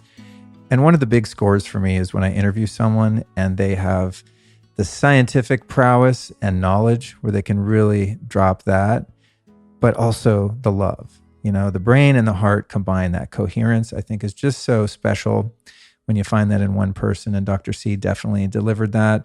And it was obviously a very meaningful interview for both Alyson and myself as we explore the possibility of a family in our near future. I want to remind you, as I mentioned earlier, that Dr. C has been so kind to offer you listeners a $300 discount for anyone interested in taking her course, the Primemester Protocol. You can find that by visiting fertilitypregnancy.org and using the code Luke300. That's fertilitypregnancy.org. And again, the code is Luke300. You can also find the episode show notes at lukestory.com/Cleopatra. For those of you that want to dig in and read the transcripts, get links that were mentioned, etc., that's where you can do it. I'm doing my best to really clue you guys into the show notes, which you can also find on some podcast apps. So remember that if you poke around in your podcast player, depending on which one you use, you can often find all of the links and things like discount codes and even links to the transcripts and all that jazz in there. But for those of you that want to find it on a website, that's where you can get it. Okay, here's the deal with next week's episode. It's a super powerful deep dive with Dr. Matt Cook that was recorded on a recent trip to his clinic, BioReset Medical in San Jose, California, where he injected me with all kinds of crazy stuff all over my body. It was awesome. That's number 379. It's all about the latest cutting edge treatments for Lyme, mold, and autoimmune. So if you or someone you know has suffered from issues like this, I highly encourage you to tune in next Tuesday. He's one of the world's foremost experts on finding solutions for these super tricky and all too common conditions. So again, if you're a limey, mold person, autoimmune, next week's episode is going to blow your freaking mind. He is so badass. So I'm really excited to share that. And I have people in my life currently and in the past that have had issues with those things. And it's just brutal. It's just brutal. Like no one has answers. What do? Google like what to do if you're exposed to mold? Like it's hard. It's hard. People spend a lot of money trying different things. A lot of it doesn't work. If you go into the medical system, well, there might be temporary Band-Aids, but as of yet, I've not heard of someone going to a local hospital with Lyme and coming out without it. You know what I'm saying? So Dr. Matt Cook delivers the goods next week. So I want to close by thanking you for listening. And remember, again, that you can find the show notes for this episode at lukestory.com/Cleopatra. And with that, I'll bid you farewell, and I'll be back next week with Dr. Matt Cook.